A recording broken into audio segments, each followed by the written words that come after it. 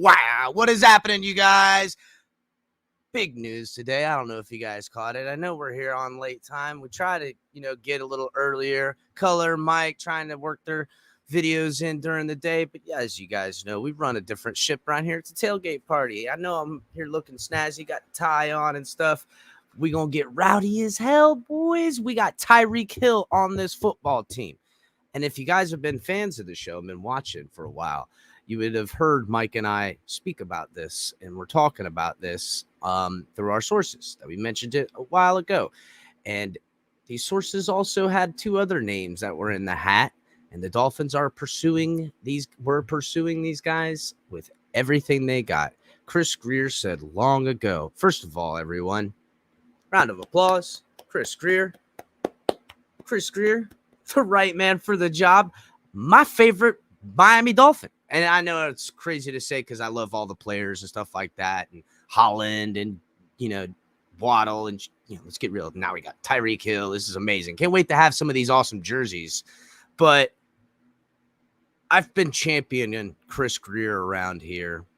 One of his biggest supporters since we got everyone out of the building and Chris Grier took a hold of this team.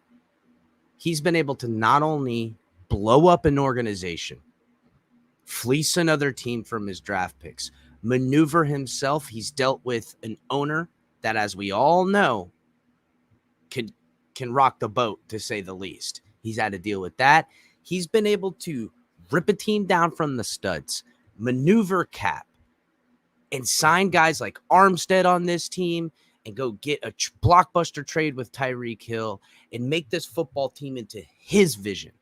This is Chris Grier's team, guys. Don't kid yourself, because if y'all remember, Mike McDaniel was a target of his back when they hired Flores, and he had a vision, and the vision was tank for Tua. And that ain't no bullshit, guys. Tua was brought to this football team because the vision is to have an offense that has speed, power running, is multiple, and can control. And it wasn't about the quarterbacks per se. It was about facilitating the ball and running with purpose and getting it to your playmakers and doing it the right way and being very innovative. And with this style of offense, and I've been saying it for weeks, and you guys can go back and check the receipts if you want, players are going to want to play for Mike McDaniel because they know that this is the style of offense that is going to accentuate their talents.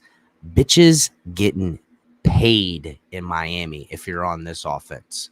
And now it's going to light up, guys. And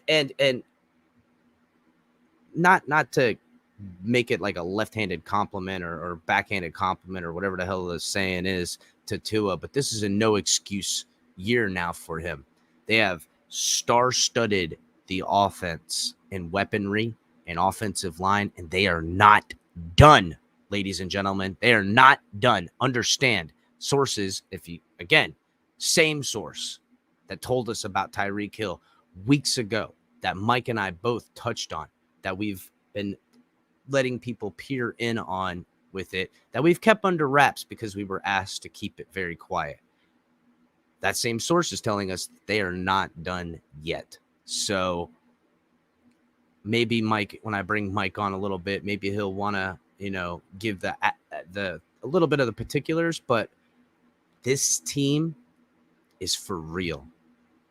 This is, guys, the team currently constructed will be the Dolphins team this year and next year, no matter what. In a third year, potentially, barring that things aren't working out here or there.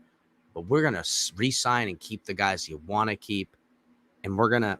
I mean, guys, we're actually gonna buy jerseys that we're gonna have.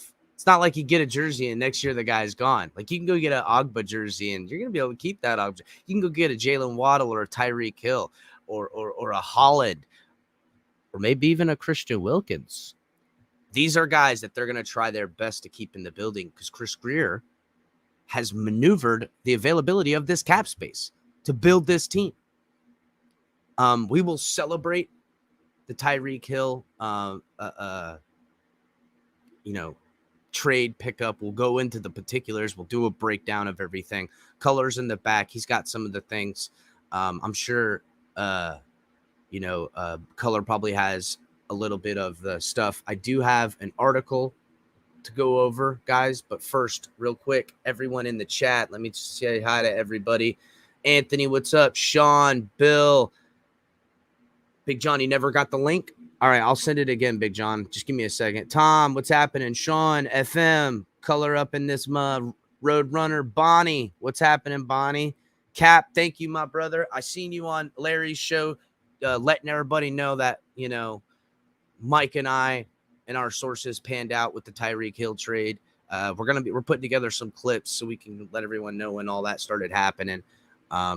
Even though we were told about this, I don't know, Mike, what, like 3 weeks ago, maybe 4 weeks ago. Cruise and Rum, what's going on, bud? Yeah, Cruise and Rum says, all jokes aside, it's safe to say that the Jets have been eliminated mathematically, pretty much. Yeah, it really is. And you know what? I actually stopped in on a Jets YouTube page the other day. One of the guys that TD has on the round table, and I shouted him out and gave a donation. I like to support, other channels and stuff like that. We get some Packer fans in here. I stopped by Tom Grassi's stuff. I show support amongst the creators community.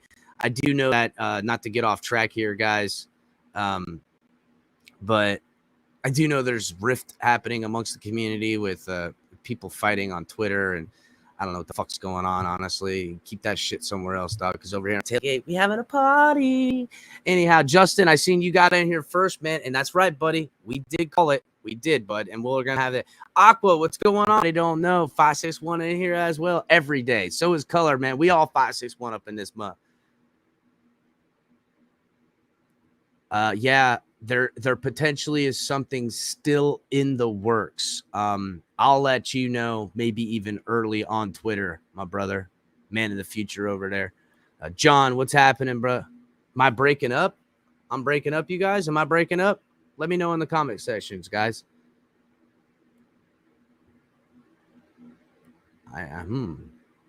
Let's see. Anyhow, Isaac in here. What's up, Isaac? Guys, hit the like button so we can get this episode going. CJ, what's up? Bowleg 954 up in this muh. Is it really? The stream's crashing, kind of, guys. Is it? I don't know. Well, I ain't letting go. Still gonna stick around. You know what? They could try to demonetize and stop the tailgate party, but then again, this is the tailgate party that never stops, you guys. So if we got to keep loading up and reloading and stuff like that, I will. I am getting people. Yeah, everyone's saying that it's kind of breaking up over here. I don't know, guys. We good now? We good now, fam. Thanks, everybody. What's good? What's good? What's good? Yeah. Hit that like button, you guys. All right. So let's start with an article, you guys. First of all, you know what? Never mind. Let's start with the particulars. Okay. Armstead got put on this Dolphins team. A snag of a deal, everybody. $75 million base pay. Essentially, he'll get $15 million a year. $87.5 million contract, only guarantees of 43.37. It's a robbery for the talent. And think about it like this, guys. He knows he's going to be in South Florida running probably the most he's ever run in his career in this zone blocking. I mean, don't get me wrong, that guy's a great athlete. He's got full ability, but he knows what now this is going to be asked of him to continue in this offense. And what better of a person, athlete, on and off the football field for these young offensive linemen that we already have in the building to emulate and to learn, and with all the great offensive line coaches that we got in the building and all these guys. I mean, guys, do you see what's happened? In less than 48 hours, the Dolphins went from a perceptively place people didn't want to come to, and Chris Grier has turned it to where it's a mecca of offense that by all accounts, if this offense can be built, and it has, we've already seen it with a little bit of fingerprints with the Chase Edmonds, which I love, underrated hire right there. The Raheem Moser, which is super, super, super fast. I think I have a tweet, and if you guys aren't following me on Twitter, make sure you guys are following the Fins Tailgate on Twitter. But Moser on Madden is like a 96 in speed, and then he's like a 94 or 95, and then Waddle's like a 96, and Tyreek Hill's a 99.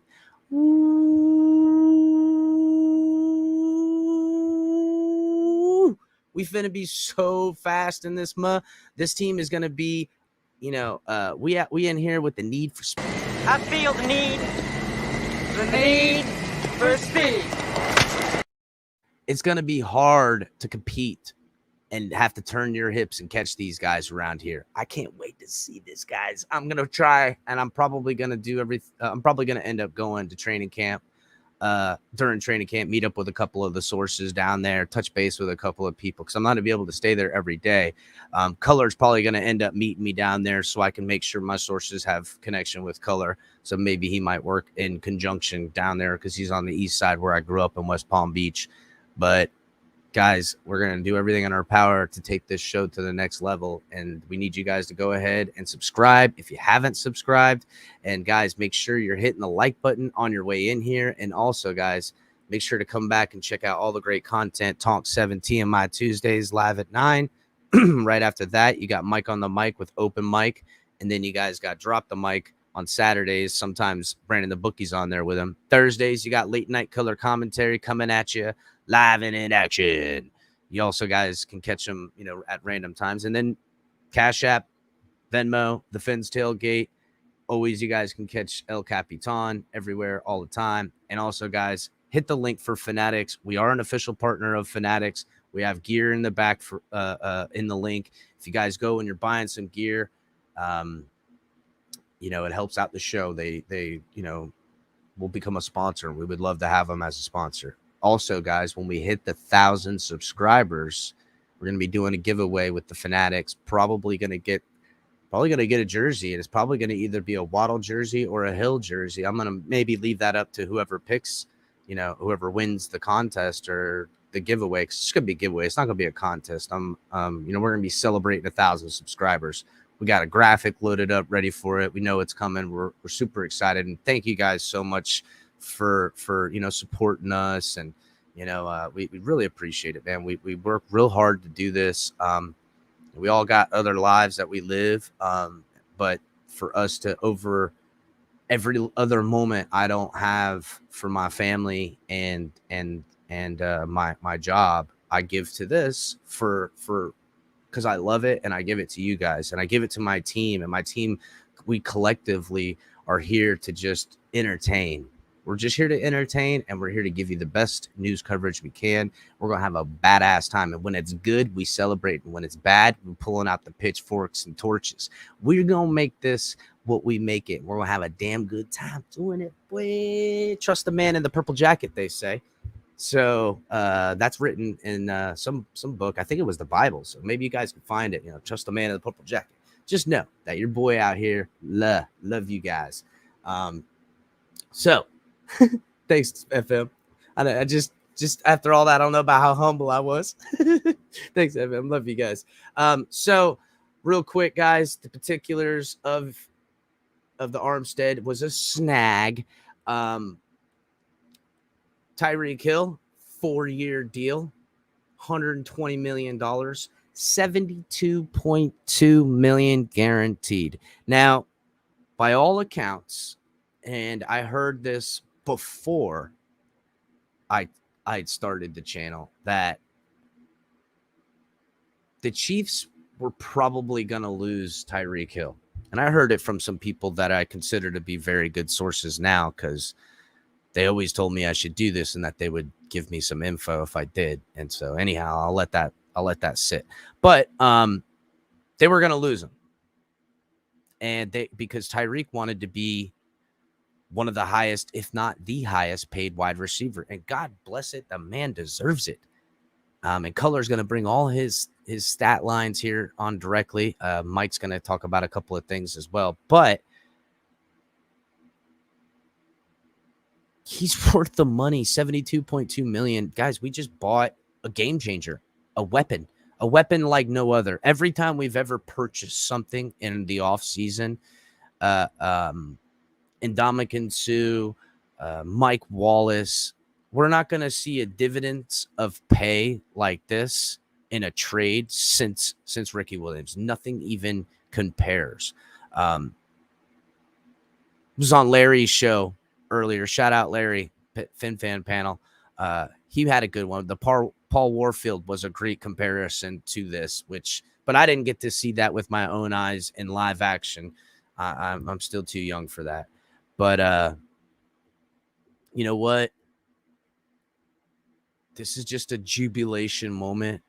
I'm happy to share it with you guys. I'm glad that the source came through, and I'm just happy that we were able to pull this trigger, because it was being told that it was Deebo Samuel, Tyreek Hill, and DK Metcalf that the Dolphins were actively and heavily pursuing. And I just want to know, I'm just going to say it like this. They still are pursuing the other two guys. And there's talk about those first round draft picks and collateral and a player going in that trade. And for everybody who doesn't know, I'm pretty sure Deebo Samuel's in Miami right now. So that's all I'm going to say about that. I won't say any more. So we'll see. And that player that isn't going to go, it's not going to be Xavier Howard. Xavier Howard's going to get a deal reworked. We'll probably get an extension as well. And as center, don't count out JC. JC's a guy that's on the radar. They are literally going to top from bottom, rebuild this team, the offensive line, and I've been hinting at it for a while now. This is an offensive line by committee. So there'll be even subset packages. Can you guys imagine Waddle and Hill inside a bunch formation? Inside a bunch formation with, don't forget, Lynn Bowden on the other side. Even if Devontae Parker, and I don't think Devontae Parker makes it, and that's another thing I've heard as well. Devontae is probably going to get traded, and it's probably going to be the Green Bay Packers. And if you guys listened to us about 2 months ago, we told you about that. So, and shout out to Gio from Miami Sports Fanatics. We all discussed about this, and I actually, one of my best friends lives in Wisconsin. So as far as I know, the people they talk over there, they've been looking at Devontae Parker all year last year. So, anywho, I have a couple of little celebration videos, guys. Just something fun, just to celebrate a little bit. And I'm gonna be bringing the boys in here in just a moment. But here's a play, and it's on my Twitter. And if you guys aren't following me on Twitter, it's exactly what I got here on YouTube. I try to just be, El Capitan, man, I'm here for some fun times. And if it gets crunk, we gonna get crunk, dude. We gonna get rowdy. Gotta take our shirts off and wrestle. Let's do it, bro. I don't give a shit. You know what I'm saying? This is meant for fun, guys. We here celebrating. Isaac, DK is so who I want. But the asking price for DK is too much. And the Niners. So, real quick, something is changing in the NFL, okay? And it's changing because it's becoming a players' league. And what I mean by that is coaches aren't going to be able to rule. Gone is the way of Bill Belichick.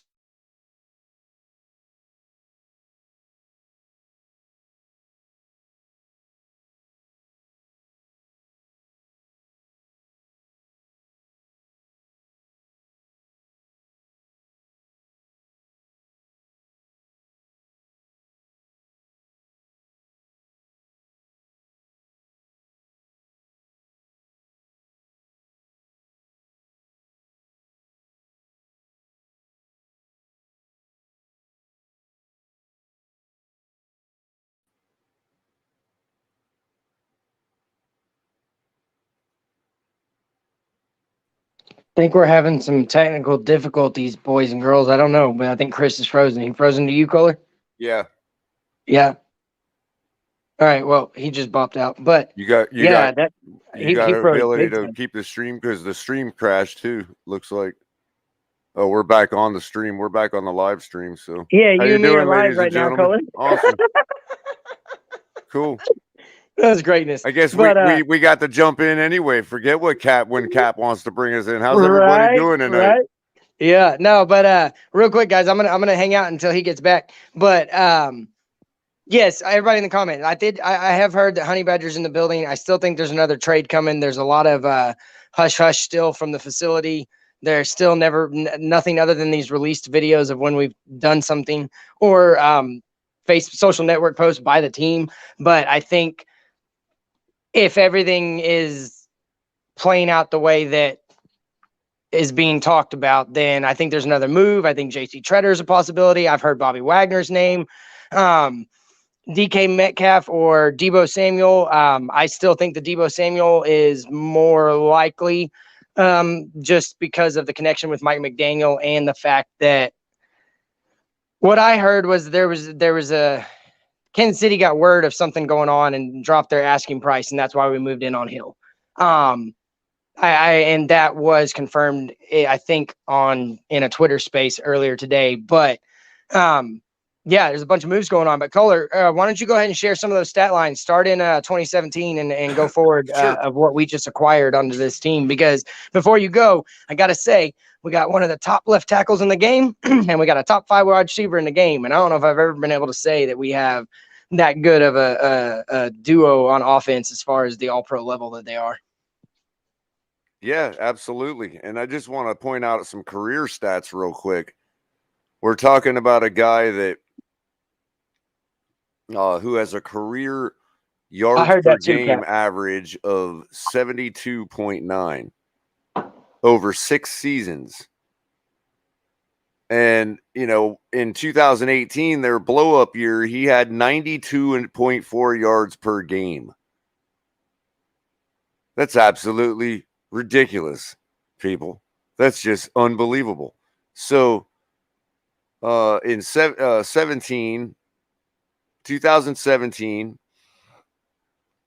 he was playing with Alex Smith still, so we can squash the question right away of whether whether Mahomes makes a difference or not. 17, he received for 1,183 yards, 15 yards, 0.8 yards per reception, 7 TDs, 40 first downs, 78.9 yards per game, and a 71.5% catch percentage at 11.3 yards per target. And that was with Alex Smith. Yeah, that was with Alex Smith. In their breakout year in 18 was probably overall his best year. He had 1,480 yards, jumped that yards per reception up to 17. And his yards per game was at 92.4 that year. So, but over his career, we're talking almost a 68% catch percentage. Yeah. 72.9 yards per game. One of the things that got me was his yards over his career. Yeah, the yards per game. That's pretty. Oh, are you talking yards total yards? over his whole career? He's amassed 6,630 yards. Jeez. Over 6 seasons. Yeah, that's impressive. Do the math. Yeah, that's impressive. That's 1,100 yards a season. Yeah. Hey, real quick, guys, I want to address a few things I've seen in the comments because I'm gonna be jumping off soon. My wife and I's anniversary is tomorrow. We're starting our celebration tonight. So Thomas Jensen said he haven't had these weapons since 1984. I think that was the Marx brothers. And then so CB, you said something. Now he gets the aggressive title. But I have a theory that he's always been aggressive. He's always been one of the most aggressive GMs in football. When he wants something or he sees an opportunity, he takes it. And so for him to say he's aggressive, I know I'm going to sound crazy, guys, but I just don't think for an aggressive person to say I'm going to be aggressive, I think he is trying to make another move. And somebody asked, how would you make the Debo move? You did give up both 2023 firsts and then possibly a player. And if you have to do that to assemble on paper one of the best offensive teams and speed wise, unlike anything I've ever seen as an offensive skill position team, yeah, you got to do that. Like LA just showed you don't have to have draft picks to win a Super Bowl. And if you acquire the talent we're having, then at the beginning, when we first got Mike McDaniel, I talked about how like we're going to have a team that's not necessarily needs a superstar quarterback. Not that Tua can't be that, but it's not going to need that anymore. With the team he's assembling, I don't care who's playing quarterback. You just got to get the guys the ball. They're going to make plays. And that's their speed on this team unlike anything I've ever imagined on one team. And if you play Madden, you fantasy draft or you force trades to make a team like they have on offense right now. And it's going to be a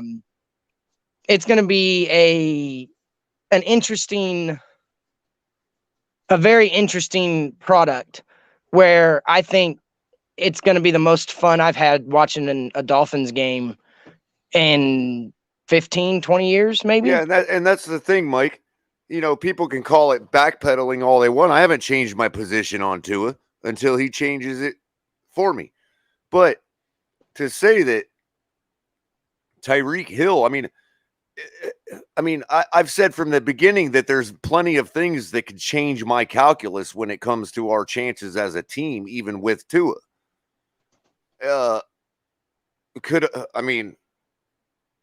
Obviously Tyreek Hill is going to change that calculus a lot more than just your average, oh, this guy's been good over his career, Allen Robinson and the like, but Tyreek Hill, we could literally put Donald Duck out there and we could go all the way. So I saw this description. Devontae Adams is the best receiver in football, but there's a lot of guys like Devontae Adams. Tyreek Hill's a top 5 receiver in football, but there's nobody like Tyreek Hill. The closest thing is now his teammate. He brings a dynamic to this game. His average air yards per target, I think you said, were 9 yards. He brings a dynamic to this game with paired with Waddle. Originally I didn't think Tyreek Hill would be good, and I'm very interested to see how they can make it work, but I believe Mike McDaniel can make it work. But the Waddle and Tyreek Hill on the same field, you have to play safety over the top all the time. The middle of the field is going to be wide open. Then you got the speed with Mostert and Edmonds. Mike Gesicki going over the middle is going to be a weapon. Cedric Wilson in the slot's going to be a weapon. A 5 wide receiver set with Gesicki, that's going to be stupid. This team right now, they're going to wear people Mike, out. Just remember that we have to make 53-man cut too, so it's not like everybody's going to be there. You know what I mean? But yeah. That being said, we do have a lot of greats to choose from, but the thing of it is that you're right. We're built to win. It doesn't really matter who's there now. That remains to be seen whether everything has to be perfect for us to go all the way. But you're talking about somebody like Tyreek Hill. That changes everything. The guy's 28 years old. Been in the league for 6 seasons, been elite just about every season except his rookie year and the year after they won the Super Bowl, which he still put up 860 yards. Yo. Yep. You back, bro? I'm back. This would be like getting Devontae Adams. You notice as soon as I started talking about everything, click. So, again, you see why I can't talk about shit. So, sorry about that. And what? Same thing happened to me on my phone earlier, too. And the thing of it is, and this is what I'll say about Tua, and this is how I know it's going to be okay. Because I just got word from my sources that they're not done. There's something coming, whether it's going to be tonight or tomorrow. Cool. If you're Tua and you put on a performance again, for whatever, we could argue about why that performance was the way it was last year. I'm done arguing about that. But if you're going to put up a performance like that again with what we've built this team like now, then no, you don't belong in the NFL. And we do have a sufficient backup that can do that, because if people are arguing that Tua is better than Teddy's better than Tua, they're both equal, whatever. Either one of them should be able geez, people. Tyreek Hill, man. This is Tyreek Hill we're talking about. Not for nothing, but first of all, I'm not one to overhype players, but I don't look at Teddy as an answer. And the jury's still out on Tua. He has every opportunity to, and I think his body's healthy. I think the coaching scheme is going to fit him perfectly. Yeah, I'd have to be an idiot not to think that Tyreek would enhance Tua. But if it doesn't work out, this team is a team other players would want to come to. You can then make a play and package some stuff together. If the big other trade thing happens, look, even if it does, and we lose one of those first round picks next year or both of them, I still think if you put Debo on this team or DK on this team, what quarterback wouldn't want to play on that team? So maybe they make some other kind of move happen at that point. So it's not like it's closing. It's a plug and play team now. It's a plug and play team for anything. And to California's point, and that's what I'm trying to say. I said it once. Okay, I know EM Dolphin fan will probably point out and hold me to it forever. I did say that once, but I did retract right away what I said. And to Stephen A's point, if he's right, I don't blame him for having that take as hyperbolic as he tends to be. But what I'm just saying is that given what we just the fact that we just got Tyreek Hill and everything, all the other moves we made, if Tua does fail, then Stephen A is right. I mean, that's what we're going to get a clear picture on. Look, he fails, and it's not the end of the world. First of all, anybody in this chat could take us pretty deep with the team we've just built. Look, there's no. If we're going to be hyperbolic, you know what I mean? The only failure that'll come from Tua at this point is if it's injury failure. That's kind of only thing I see holding him up. Because right, and it's hard to talk about that, Chris, because you don't want, you know what I mean? I would hate that, bro. That would right.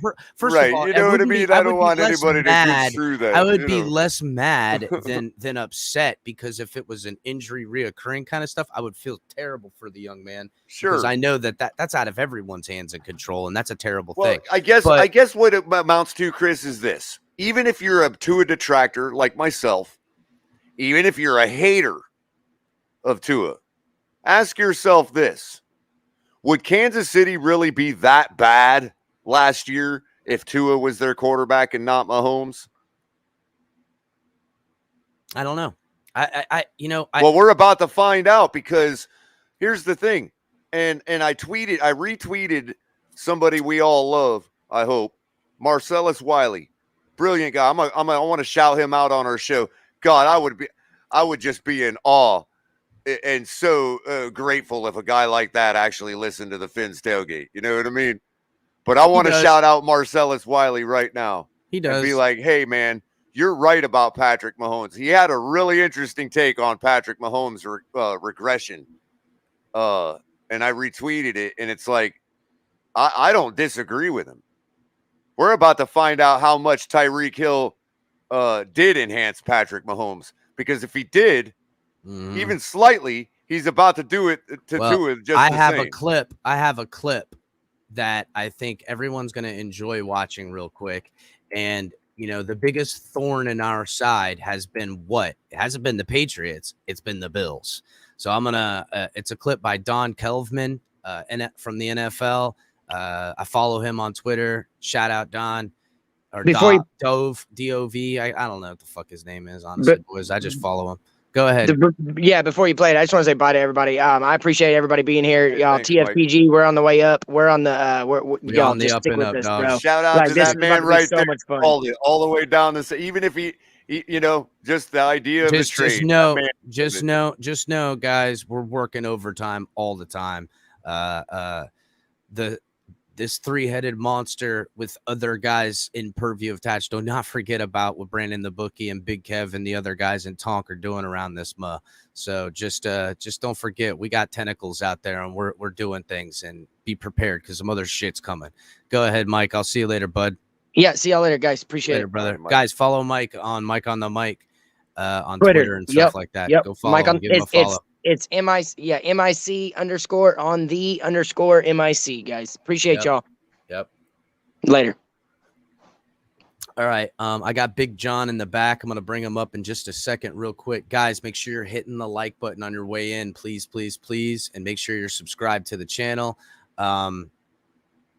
Make sure you guys are all a part of all the good stuff that goes on with the stuff. Follow us on all medias, Facebook, Twitch, Twitter. And if you guys are watching on Facebook, Twitch, or Twitter, do us the kindness. Come over to YouTube, hit the subscribe button, like the video, get in on the shenanigans. We have a good time. We're 131 away, man, from 1,000. 131 right, people. Help us get there, guys, because we're going to celebrate. We're going to give some shit away.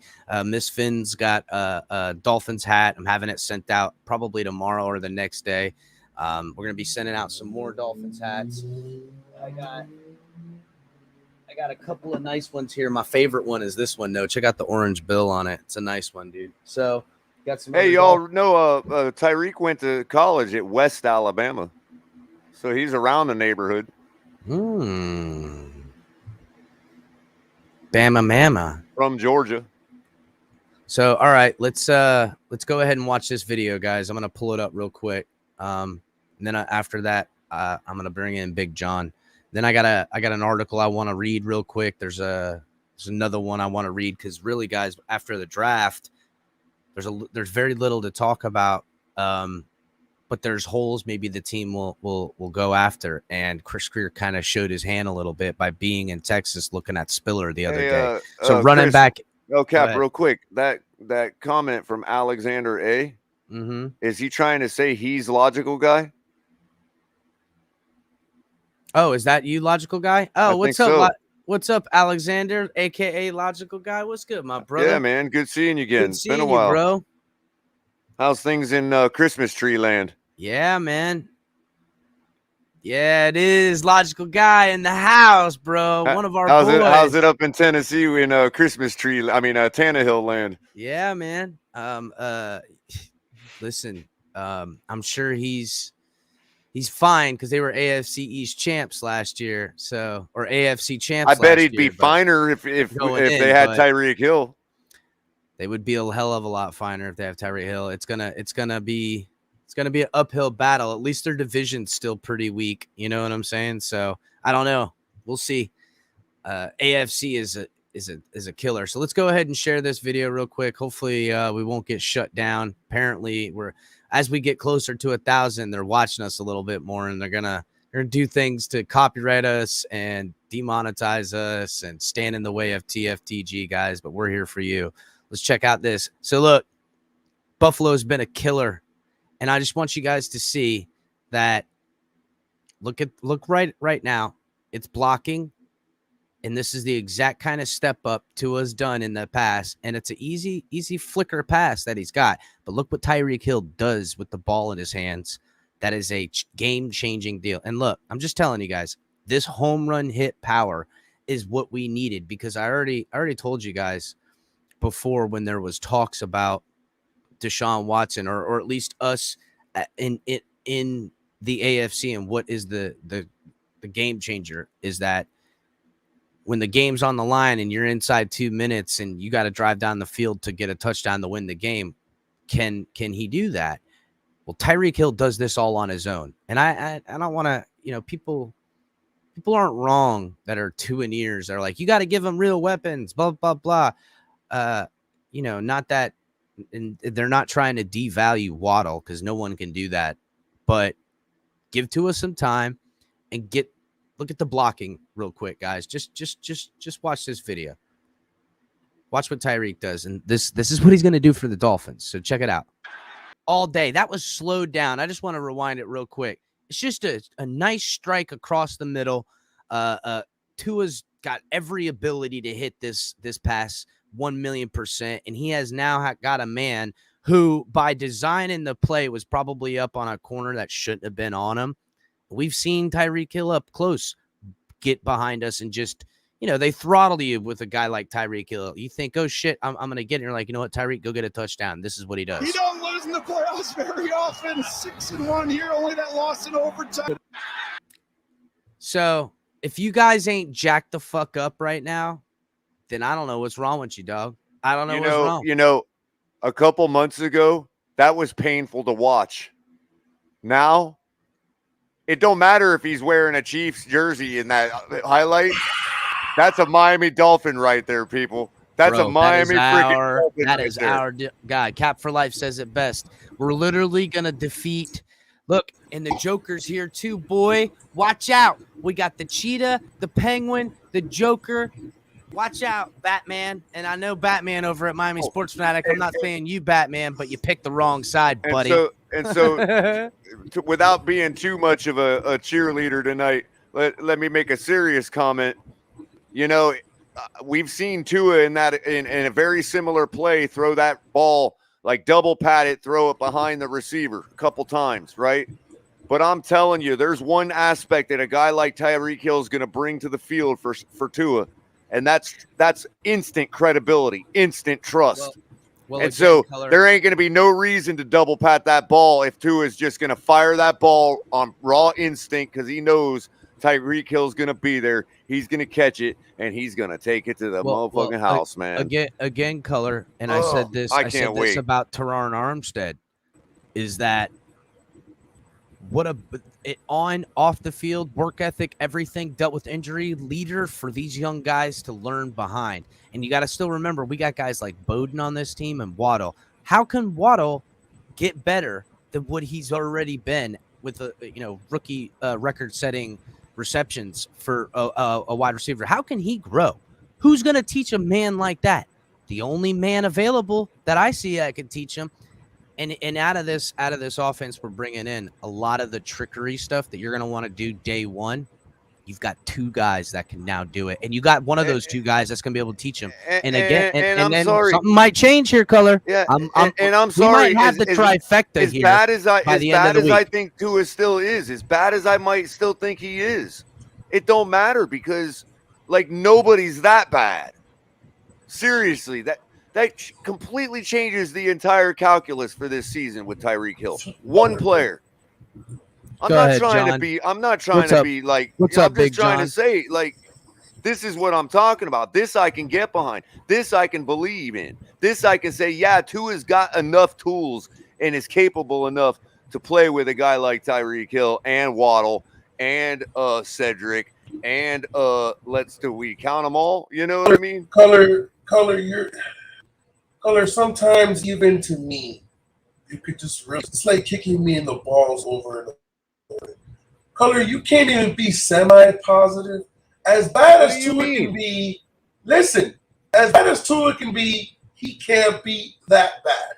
Listen, why can't Tua get better and stop? Because Big John, my eye test from last season still tells me a certain thing. And Well, number goddamn, two, your eye test. Take and off your number two, glasses. I'm a man of my word. No, I'm a man of my Holy word. I've said shit. certain things over the last couple months, and I still stand behind those things. That's Boy, all I'm saying. Hey, take your glasses and put on some contacts, bro. Fuck. Tell him, John. Color. Color, you might need I to don't get know your what you ass mean. checked. I don't Yeah, know what you mean, bro. Like, seriously, I'm just being... Damn it. Oh, fucking damn it. Oh, fucking damn it. What I'm saying, I know what you're saying, and I agree with you. But what I'm saying is, Seriously, I'm really happy. I'm happy for Tua. I'm glad that we finally got the man a chance to show me without any kind of baggage. What I'm saying to you is, if he is supposed to be recovering from injury, and they're working on the other part, which is his skill set, they already worked on his. Now they're working on his mechanics. I got you. Why? Let me finish. Why can't he just be better? Because he's going to get better. Let's take the word bad out of the equation. If he plays bad, call him shit.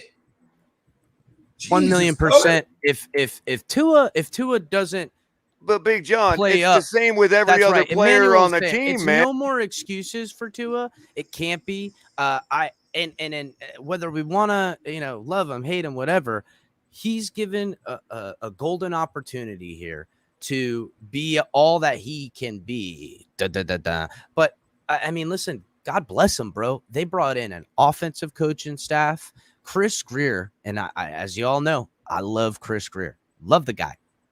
He obviously thinks Tua can do it, and he gave everything and built everything for him to make it happen. Now, if Tua can't, Chris Grier will find an answer to that as well, because in Chris Grier we trust. Because I'm telling you, Now. So that's kind of what I'm trying to say. Look, in fairness, real quick, Big John. Hold on, Color. Hold on. Color. First of all, this whole thing. Hold on. This whole thing I did, Color, bullshit. I did it just because we never argue. We gotta do something different. So I did something different. I'm sorry. It wasn't. No problem. No, I just want you to know. I don't want people to think. Look, there's a lot of people that trust what I say, and I've said a lot of things over the last couple of months, and I just wanted people to know I ain't going back on the things. I love you, bro. I'm just messing with you. Color. You know. No, I want pom poms right now. I'm ready to buy a number 1 jersey, bro. Color, I fucking told you your glasses, bro. It's a joke. Yeah, get some glasses, Color. I know, man. Get some fucking glasses. Hey. Sorry, I didn't mean to press that one. No, in all seriousness, bro. I was watching TV, bro. I wasn't even paying attention. When you called me, I told you, I was like, bro, I was about to watch a movie. And all of a I sudden, had to call you, John. I had to call I you. looked at and the funny thing is, it's your phone call the first time. Mm-hmm. I took my phone. I'm like, what the fuck? And it just happened to, let me hit my notifications. Boom. I said, what the fuck? I looked at my daughter. She just woke up. She looked and she smiled. I was like, listen, go back to sleep. If you go back to sleep when you wake up again and we for somebody else, it's going to be fantastic. Keep going to bed, bro. Holy shit, bro. Dude, it was I've done something similar to this on Madden, but I actually traded for Henry Ruggs because I had to. I had scored too many touchdowns with Will Fuller for him to want to resign. And I had Waddle, Henry Ruggs, and those were my two receivers with Tua. But I never thought in a million years you were going to get Tyreek Hill and put him next to the two best pound receivers in the NFL side by side. That is insane. Isn't that amazing? Insane. How can you? Bro, You know what I mean? I still can't believe it when I say it. It's still like it hasn't sunk in yet. It's like if right now it just sunk in when I just watched that video. It sunk in for me. It's like if I just had sex with Tyler Hill's wife, and it doesn't click. It doesn't click. Holy shit, bro! I need this shit. I hear what you're saying, John. It's almost like you can't even fathom what it's going to look like right now. I don't think people can fathom what it looks like. If what you said goes down, bro, I'm gonna go visit you. I'm gonna go in a car, and we will drive to your crib, bro. We'll come and hang out. Stay with tuned, Capitan. ladies and gentlemen. Stay tuned. We might come in live in studio. Big John Stud, half shot in the ass. We're going to throw dollar bills at the ladies at the peekaboo around the corner. We're gonna get turned up. Come back and do a show. What's good? And you know, Big John. Real quick though. When people have argued with me over the last few months about surrounding Tua with weapons and all that, not one of them were like, well, we're going to get Tyreek Hill. You know what I mean? It changes everything, bro. That changes everything, man. It changes my whole evaluation and eye test on Tua. Give me a second. Here's where when I spoke to my sources 2.5 months ago, all right, they told me, watch out, because there's a good possibility that we have I forgot his name from Atlanta right now. It escaped me. Who's the receiver from Atlanta, dude? He just got suspended. Ridley? They told me, watch they call out. him the gambler. Watch out. And it's fucked up. You know what's funny? Off topic, but please just listen. If you're going to suspend it for a year, when he's playing for the team and he's betting for his team to win and he's not part of the team, he's out for a year, okay? And you're suspending him for a year. What are you going to suspend Deshaun Watson for? You guys are insane. I wouldn't have cared. You're insane. There was a bigger argument than that, John, back then, because that question did come up, but it was, and I don't want to rehash it because the guy's a bum. He's never going to be a Miami Dolphin. I don't even give a shit. But just to that point, the idea was that he's generational, so you let him sit in jail. Who cares? Because he's still going to be just Deshaun Watson next year.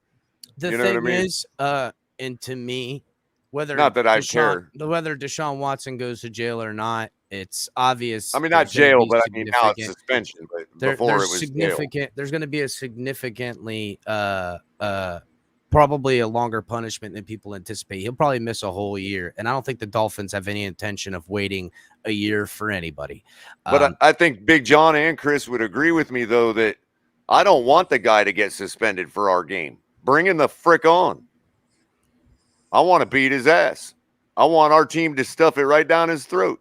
Whose throat? You don't choose Deshaun Watson. You don't choose us. Well, hey, listen. Are you kidding me? In all honesty, who the hell does he think he is? Deshaun Watson not coming here does the where the bank checkbook comes out, and look at what we got now. And guess what? That's what helped us. If We're not tied.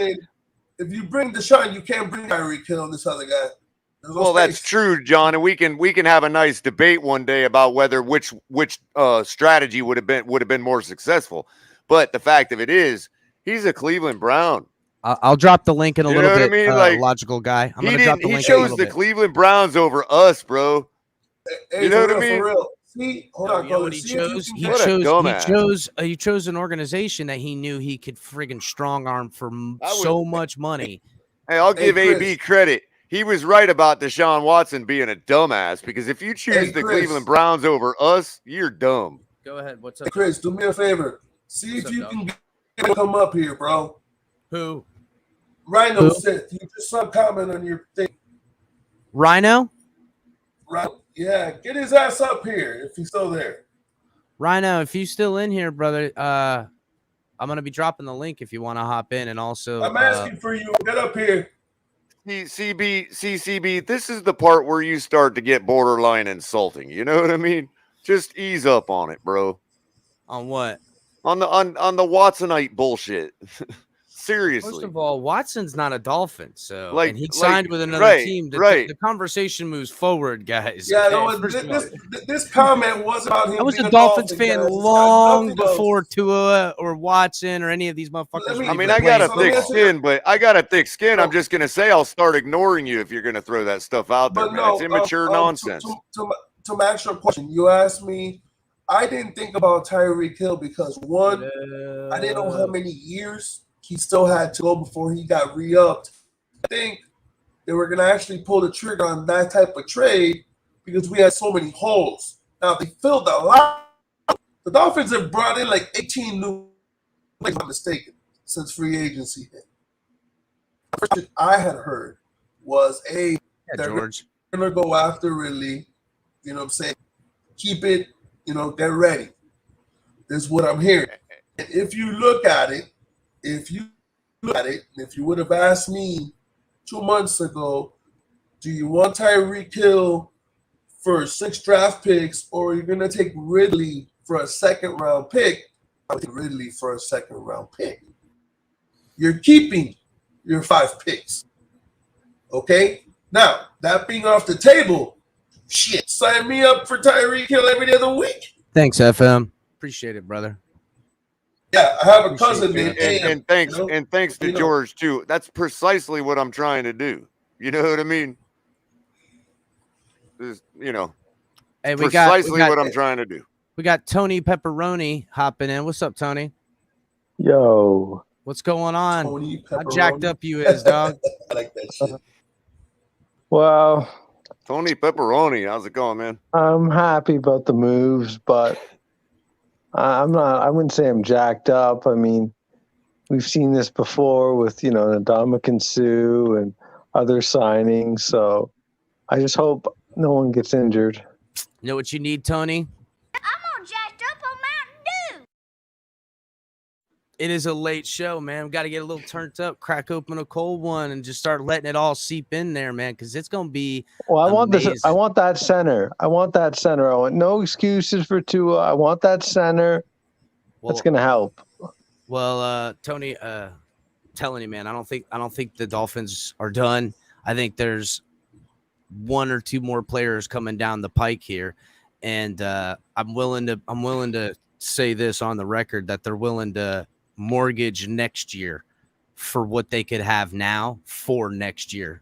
So that's the plan. Like this, it's time. Also, Tony, just remember there's a lot of time with 53-man cuts left to go. There's still a lot of time for a lot of center, money. I wouldn't quite panic yet. There's money to be had. There's money to be moved around. You got to remember, Chris, the Rams said after the picks, they gave up picks. They got Stafford. I mean, there's a lesson to be learned. They got Jalen Ramsey a couple of years ago. They got Beckham. You got to do what you got to do. I mean, this organization hasn't won anything in years. Well, this team this team wasn't exploded and blown up to not be built back again. And there was always a vision of where and how he wanted to build it. And it wasn't listen, I know I come on here and we talk all this stuff, but a smart way for Chris Grier to build the team is the way he envisioned it to be built, where the money doesn't all flow into one football player on the field. And I think any of us who's been on a Dolphins fan long enough knows that we've seen what the Patriots did with a quarterback that could take less money and be more of a team player, and how they could spread the money out and not just win football games, but build dynasties. Now, is that something we can even fathom as an ability? I don't know, but it definitely seems like you got the right temperament quarterback in here. But Chris Grier not only he blew up the present to not only wash out the roster of guys that weren't going to be here, obviously, or guys they didn't want to pay. He cleaned up the finances and cleaned up our future and parlayed it into an immense amount of draft picks. And I know everyone wants to talk about his drafting ability or whatever, but when you bring in all these other guys and you're going to look back at those other draft picks, we're going to see a forward growth that has a future. And by the time we're going to start needing draft picks in again, we're back on track to a team that uses draft picks the right way. The first round are impact players, and second round hopefully are too. And the rest of the guys are built up as depth to grow in and relieve guys you don't have to pay. They're building the team a way that GMs used to try to build it before we all became so enamored that we needed to break the bank to keep guys on the team that were throwing the football. It's a real team game, and Chris Grier's I have full utter faith in him. What's up, Cap? What's going on, Cap, brother? Hey, you what, Chris, Logical Guy posted a nice link in a private chat, but it may just throw. You may not want to play it. Oh, really? Hold on, let me see. Great, Logical. Let me see, Logical Guy. I just for those of us that can have fun, it's funny. Trust me, and I appreciate it. Gentlemen, what's going on? Hold on. I got you because of the music. No. Oh, hold on. Watch till the end. Okay, hold on. Hey, Rhino, get your ass up here, bro. That's what I've been saying, but I don't know. I just like the fact we got pepperoni. All right. I'll play it. Fuck it. All right. Thanks for that video, Logical Guy. What's up, This is Thomas? all in good fun, ladies and gentlemen. Jason, okay. I want to put the fuck that color. parental guidance out there. This is a fucking all in tailgate good party. fun, Everybody people. chill the fuck Okay? out, bro. Everybody chill out. It's a tailgate party. If you can't talk shit here, you can't talk shit nowhere. And if that ain't what you can do in life, and people are gonna tell me what you can and can't say, or you can't do this, I'm not allowed to change my mind or grow. Fuck off, bro. I ain't got no time for that shit. Take that shit somewhere else. There's plenty of other channels you can bitch. You know what I'm saying? Go bitch to somebody else. I ain't here for that. We here for fucking getting. Okay, no okay, CB. no CB is right. CB's right, but just remember that it was not created by the Finns tailgate. Okay. Fuck that. I mean, listen. Look. But Again, if you can't make fun of it's a yourself, good fun. then you ain't living, bro. If You know what I not- mean? if you're not laughing at yourself. What a and if day you to be a think- Dolphin fan, baby. What I a know, day to right? be a Dolphin fan. Gotta have some good fun, man. You gotta enjoy it. But all right, let me share this. This is pretty good. Are you gonna fucking play the video or what? Come on. I am. Listen, bro, I'm having technical difficulties today. So cut me some Oh, slack. it's the Russians.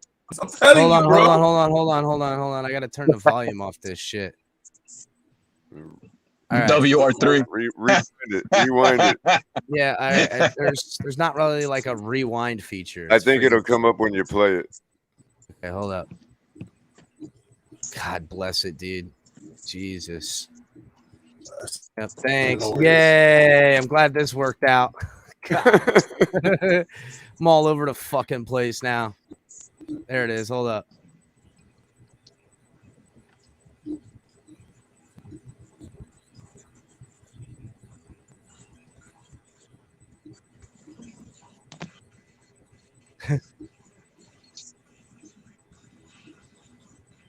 Damn, yo. Did you guys see the video? Oh, come on now. It's fucking dirty as hell, bro. It's so dirty. How dare they? It's so dirty. It's ruthless, man. They It's disrespected fucking our look, quarterback. franchise QB. Standing. Boom, you fucking. I mean, bro, that is. Oh man, Come on now. it's that's fucking bullshit ruthless, now. logical guy. That was hilarious. It's a funny video. If you got, Is that some Jacksonville fan that put that together? No, it's a Titans fan that might have put it together. It was. I know. Oh, don't worry. We got the goods on Tannehill. You want funny meme videos? We got endless supply. What's up, panel? What a day to be a Dolphins fan the last 24 hours. Oh, real quick, guys. I got one critique of that video that's serious. Why are we calling Waddle a wide receiver 2 all of a sudden? Yeah, no shit. I didn't do it. Are they going to be playing on the same side of the ball or the same position in the scheme? Because if not, they can both be wide receiver 1s. Oh my god, dude! Logical guy dropped a couple of them, bro. Oh my! I don't, man. I'm scared. Yeah, a decoy's a decoy, man. As long as you score, that's all I care about. Dude, I'm sorry. I'm gonna have to play this one. This one's fucking hilarious. Oh my god, dude! All right, guys, hold up. This shit's hilarious. I don't care who you are, dude. This is funny as hell. Listen, we're here to celebrate Tyreek Hill, Armstead being Dolphins. But again, dude, if we're not giving you comedy, we're not doing our real job, because that's the real job. We'll break news. We have short clips, and we're going to do shorts and stuff like that. Oh, dude. We're going to get you the shit, but this is fucking I wouldn't good. play the second one if I were you. I don't think I am playing the second one. It's this one. Hold up. All right, hold on. And here we go. Tua drops back in the pocket. He has got Tyreek Hill wide open downfield. And oh my God, he misses by 5 miles. And here we go. Tua drops back in the pocket. He has got Tyreek Hill wide open downfield. And oh my God, he misses by These people are brutal. Bro, not only is it brutal, first of all, it's funny and it's a good thing, but like instantly, dude, this shit is out there, bro. I mean, in no time they've dropped this shit. The last one was actually was well received by the Dolphins fan community. The last one is actually good. You all are going to eat this hard this year. What the fuck are you talking about? What am I gonna eat, dude? Explain to me. That's Rhino. Put him on. That's Rhino, bro. Rhino. I can't figure out if he's a 2-and-ear or not. I don't know. That's Rhino. I think Rhino's a 2-and-ear. I've seen him around, but like Rhino's Rhino, bro. But like I got it, dog. Okay, yep. I'm gonna eat my words. Tua's gonna be the greatest quarterback, and I'm gonna exactly. Now get off this fucking video. I'm gonna back in the pocket. Hate life. He has going got to Tyreek playoff Hill wide Dolphins open football, cheering downfield. him on. I'm gonna hate it. And oh my God, he misses by a fucking I'm gonna mile. hate every moment of it. But it's gonna be terrible for me. I'm not gonna have a good time. I hope so. I hope it's terrible for you. I hope too, but that's make everything worse. You know what? When I get seats, over the 50-yard line with my kid, my son, I'm like, let's go cheer the Dolphins on, and we're out there, a tailgate party in it. I'm gonna be like, God, I wish Tua wasn't my quarterback. That's what I'm gonna do. That's where I live, guys. That's my agenda. You caught me. Yeah, fuck that. So, look, someone's gonna Rhinos. So go after the fan of the other team that created that nonsense. That's why we're showing it to y'all. Yeah, bro, it's on. It wasn't Dolphins fans that created that. I don't know. First of all, have any of you ever met Rhino? No. No. Okay. Haven't met Rhino. Sorry. Rhino doesn't take it personal. Rhino's eating shit with everybody else, not you guys. He doesn't care. Oh, I know. I'm just saying, like, we're actually trying to show you all, like, look what these assholes are making. I know. That's what he's saying. People are gonna eat that first shit, of all, all right, hold on, logical guy. I'm gonna check the other ones. Let me see. He dropped a couple. He dropped a couple. I remember Rhino. I remember interacting with Rhino in chats before. Let me see. I'm trying to get Rhino up on the panel. I haven't seen Rhino on the panel in 8 months. Damn, dude.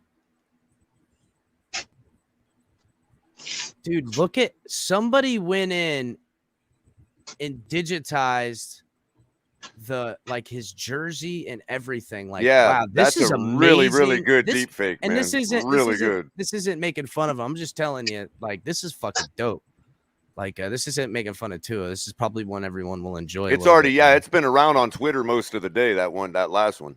Oh, really? I haven't seen it. Yeah, the Dolphin fans have received it pretty well. It's a good one. Look at that. Tim, that is one hell of a good deep fake right there, man. Wow, bro. Telling the fans, help is on the way. Telling the fans help is on the way. Man, dude, look at that digitizing of the that's jersey. pretty good. That's fucking good, dude. Somebody's got.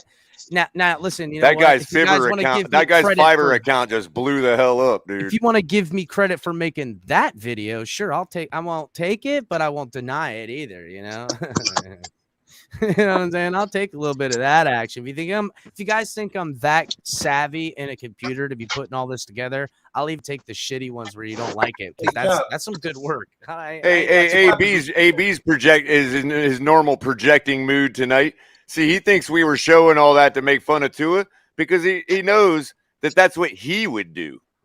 Well, listen, I would do that too. Let's get real. He knows that's why he would be showing the video. So I'm not trying to hurt nobody's feelings. Good old projecting AB.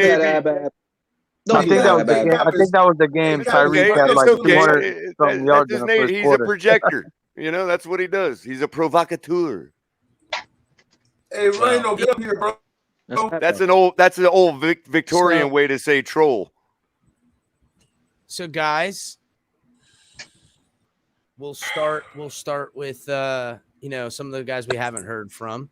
I'm gonna start with Greg. Greg, how jacked up are you right now about where the Dolphins sit right now? I'm so pumped with these two signings of Armstead and Hill. Before these two men, I thought it was going to be terrible. I thought we were going to suck. I thought we were going to be in for a bumpy ride. But now with Armstead and Hill, I'm jacked up. It's time to go to the Super Bowl, man. And, today I had two classes today. The first class I went to, I heard rumors over getting Tyreek Hill. He's either going to be a Jet or Dolphin. I'm like, he'll probably be a Jet, knowing the Dolphins. I go to my second class today. I go to class. I'm wondering, maybe we'll get Hill, maybe not.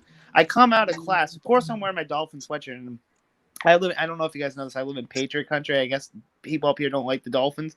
Way to rep, Greg. Yeah. Way to rep. And these three kids today were like, damn, they were like pissed because we got Hill. I'm like, we didn't get Hill. There was rumors we got Hill, but I didn't believe it. Then I just look at my phone. I see TD live breaking news. We got Tyreek Hill. No way. And then I check Instagram, Twitter, and I see Tyreek Hill, and I was pumped. And I can't wait. This is the make or break year for Tua. It's Tua time. Let's see what he's got. Let's go. Turn your notifications on following me on Twitter, and you would have got that before you went to that class, bud, because I broke that shit early. Yeah. Well, I was in class. Early. Well, You could have went to class, Jack. You could have skipped that class and got crunk. Thomas, what's up, my brother? How jacked up are you, bro? Are you kidding me, man? This 24 hours it's just ridiculous. Bro. I tell you one thing, these defenses ain't going to be stacking the box and blitzing anymore. That's no, are you kidding me? Are you kidding me? And again, you'd have to be a complete fool to stack the box onto it now. And again, boys, number one, they ain't done. That's number one. Hell yeah. Number two, the whole objectivity of this offense is to run with authority. Remember, it'll be about running this football. You're going to see some innovation and this is where we're going to find out, because to me, Tua, what he is, an elite, is something I've always said. You can, there's video of this. I know people are on the video of late, but there's video of this. What makes Tua a potentially elite quarterback is his ability to operate as a quarterback. It's not about arms, it's not athleticism. It's him as a passer and operating the offense in an elite manner, dissecting the defense and recognition and operating what the coach wants on paper on the field. And that's what makes Tua elite. And Peyton Manning was this way. And I think you guys, where a coach is going to sit there with a play and look at it with his quarterback, and that coach, what he sees in his head and how it works, Tua's able to receive that and put that on the field and make it happen. And now overextending the abilities at times with, saying do this or do that or off script plays. Tua will grow in that aspect. But as far as drawing them up, and we've seen it already from Tua, that when they come out with a well-described game plan and Tua operates it in a deal, that's why we came out a lot early and put a drive together and made a touchdown. Came out of the second half, put a drive together and made a touchdown. Imagine that with a running game and authority, where now we can throttle football teams, boys. And I know everyone's wondering what I mean. When you get late in the third, you catch them sleeping with the run game a little bit and fucking go over the top and you demoralize them. And next thing you know, it's the middle of the fourth and you're running with authority. As soon as that defense's heartbeat starts to slow down, man, you take the top of them off, man. Fucking it's just done. Done. To your point, Chris, I want to point out something too, is that one of the critiques about Tua and about a lot of quarterbacks, not just Tua, is that they didn't adjust to the NFL speed very well. Okay. Tua, we all know, was great in Alabama. And the argument against that is, well, there's slower defenses than the NFL. Okay, fine. How do you remedy that if that's a problem in the NFL then? You slow down the defense. And I'm telling you, with the way, give credit where it's due, with the pocket presence and pocket movement that Tua has, when that defense starts to slow down, and he can utilize, and he's got people like Tyreek Hill to utilize that and to continue to just put a dagger in the heart of that defense. That's like, in Miami, I'm going to make a prediction right now.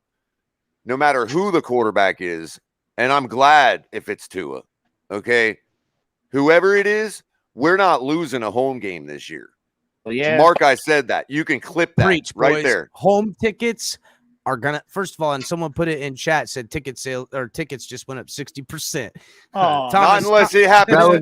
Not unless it happens to snow Jason? one Sunday. We ain't losing a game. Yeah, at I thought home. it was you, Jason. That was fucking hilarious because you own it, brother. You own it. Thomas, what's up, bud?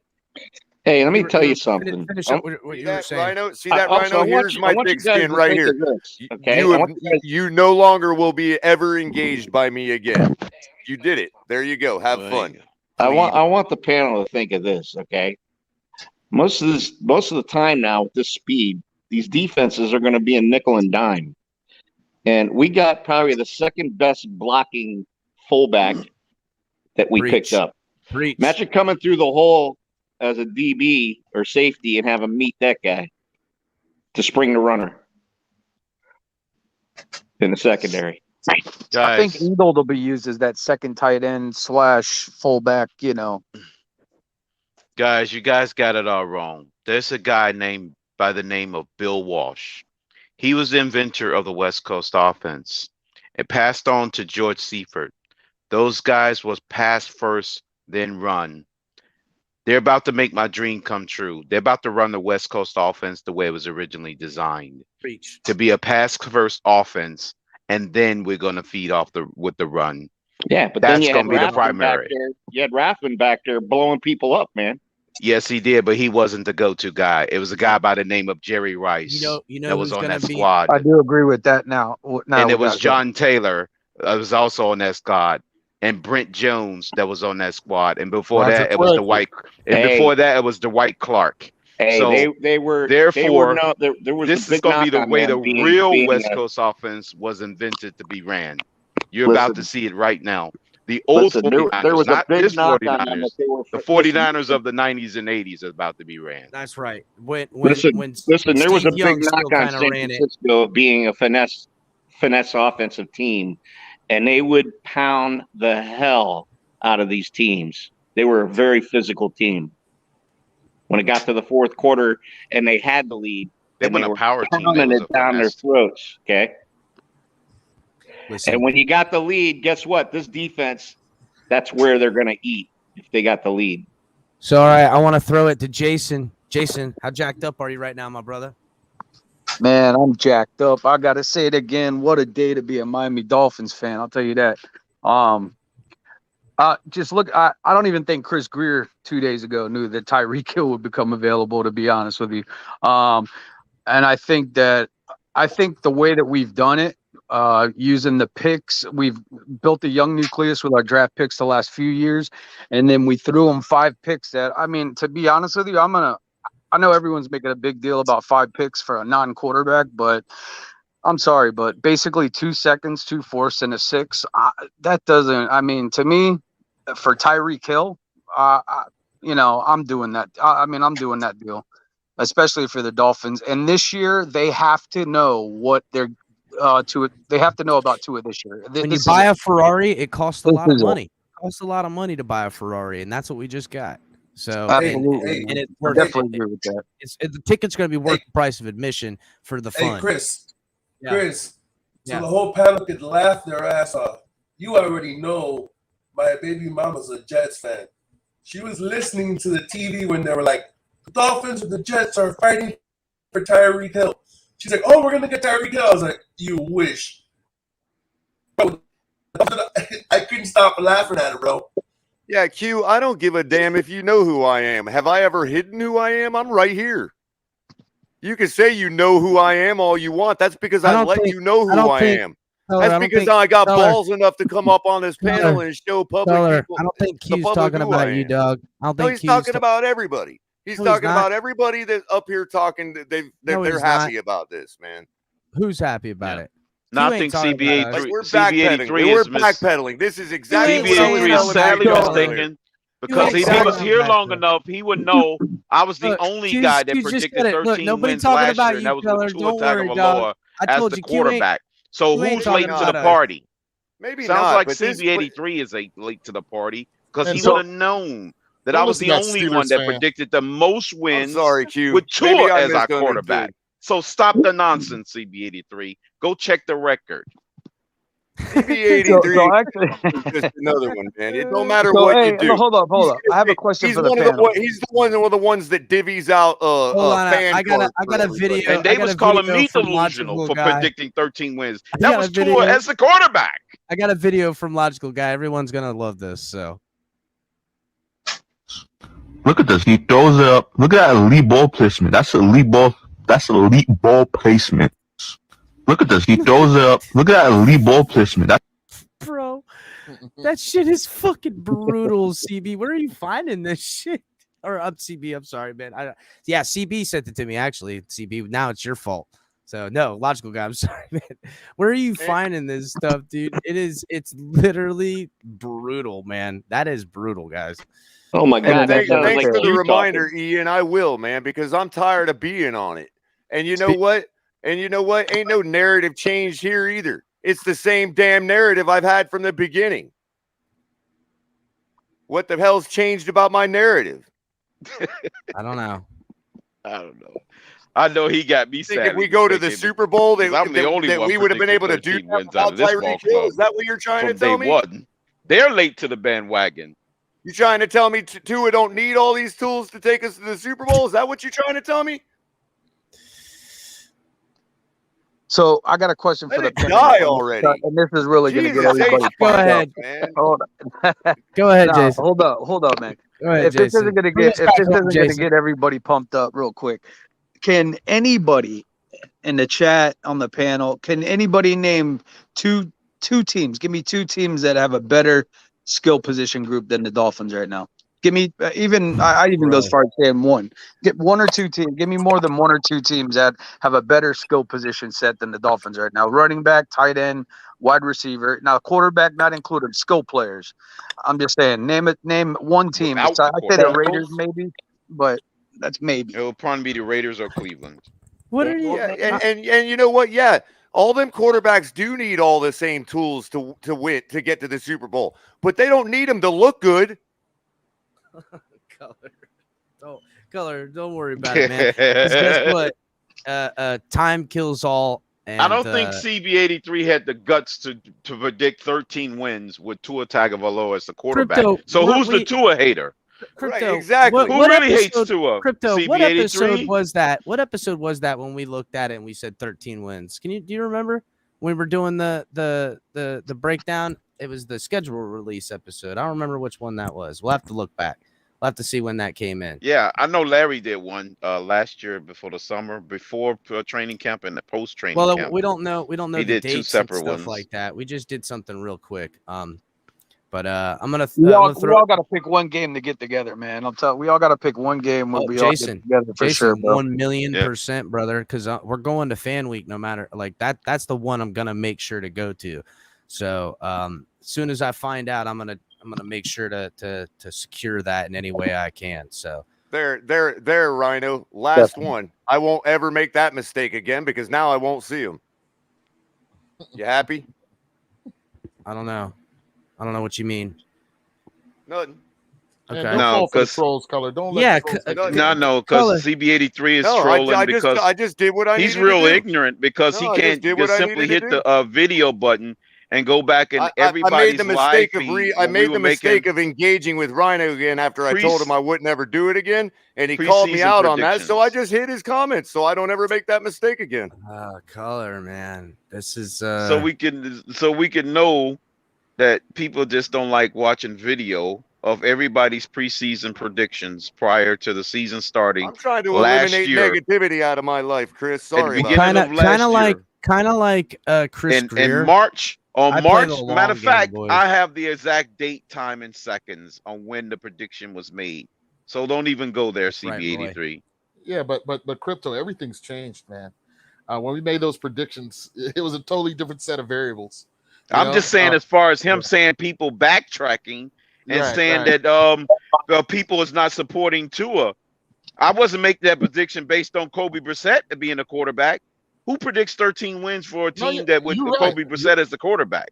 You're right. So but if I it's all didn't have based no on the confidence policy. in Tua, I wouldn't have made that bold prediction of 13 wins out of the guy. So he can stop the But nonsense. the point Color's making is that not having confidence in Tua is a legitimate position to have had up until this point. I mean, and I'm talking about him. I'm talking about. I was responding to what CB83 talked about people backtracking and all of a sudden jumping on the bandwagon. What bandwagon is he talking about? The one we've Because been on I was for the only one 35 putting years. myself out there and said we were going to win 13 games with Tua as the quarterback. Right.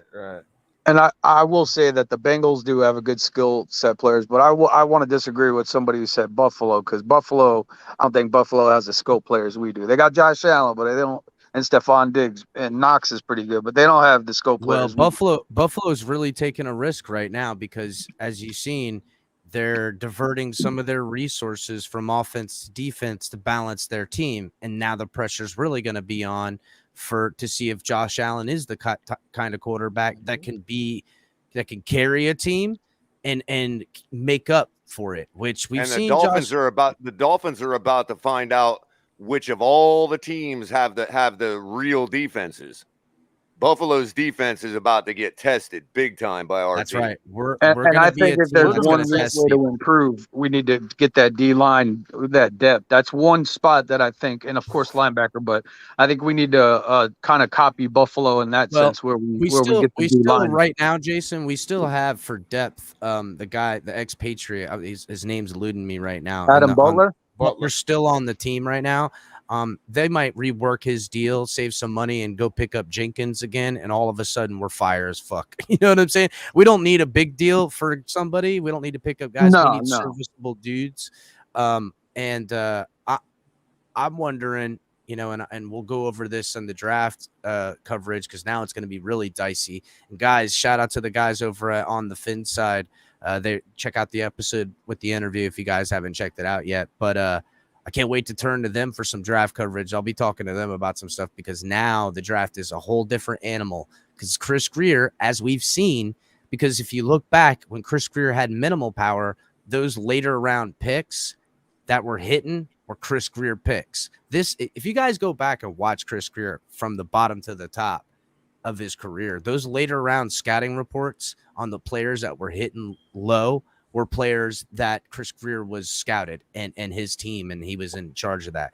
So like, a good instant where I think Chris Grier really won over a lot of people when he was, sharing his GM roles was when he called the Jarvis Landry in the second round pickup.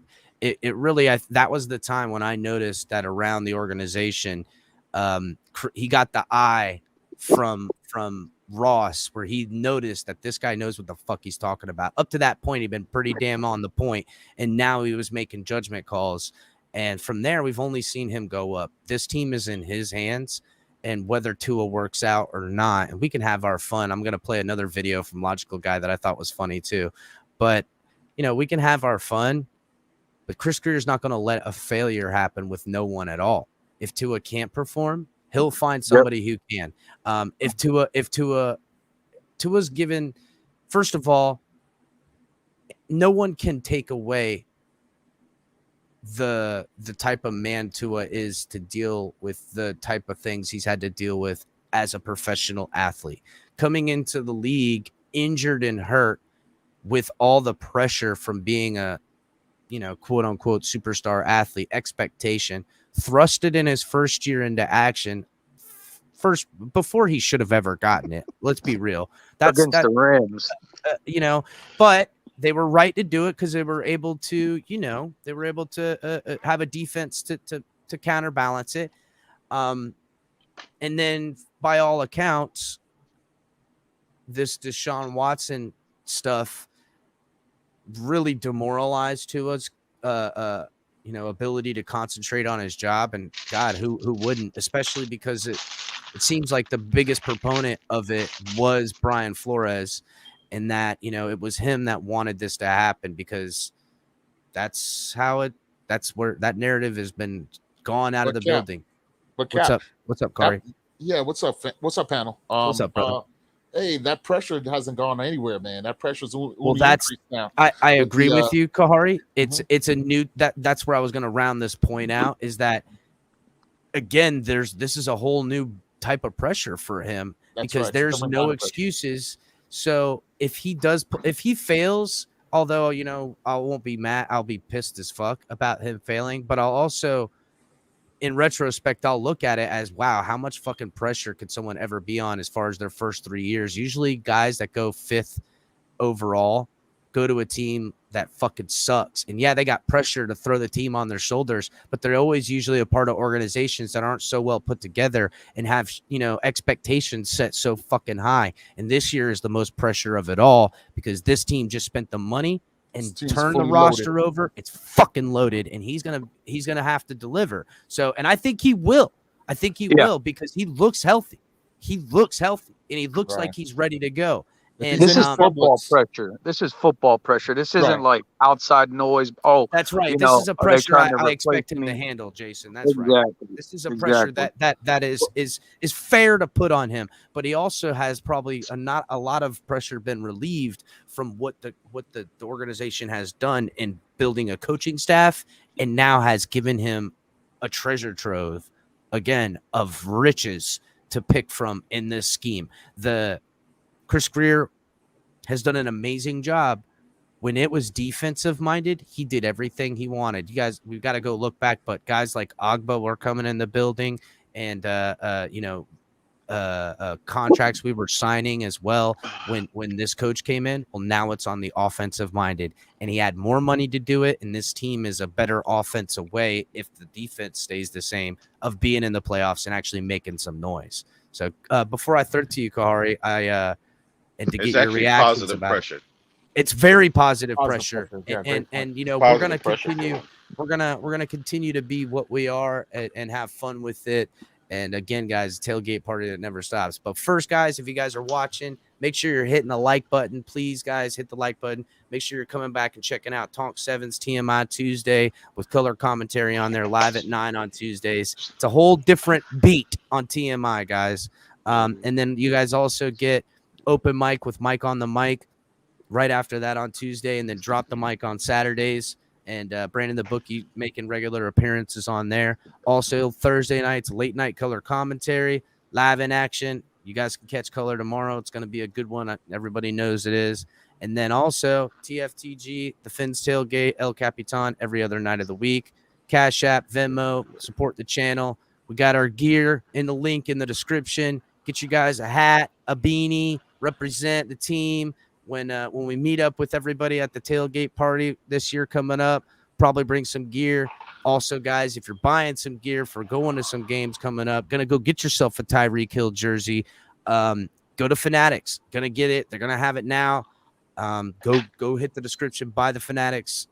Helps out the show. So, Kari, how jacked up are you, brother?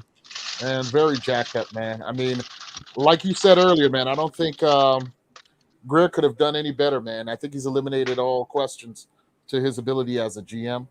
The team is literally locked and loaded at this point. It's going to be hard for Tua to fail. They've given him every support possible, from Armstead, solidifying the line along with Connor Williams, to the receiving room, to the running game that we're supposed to have, with all the emphasis on our O-line and McDaniel's background.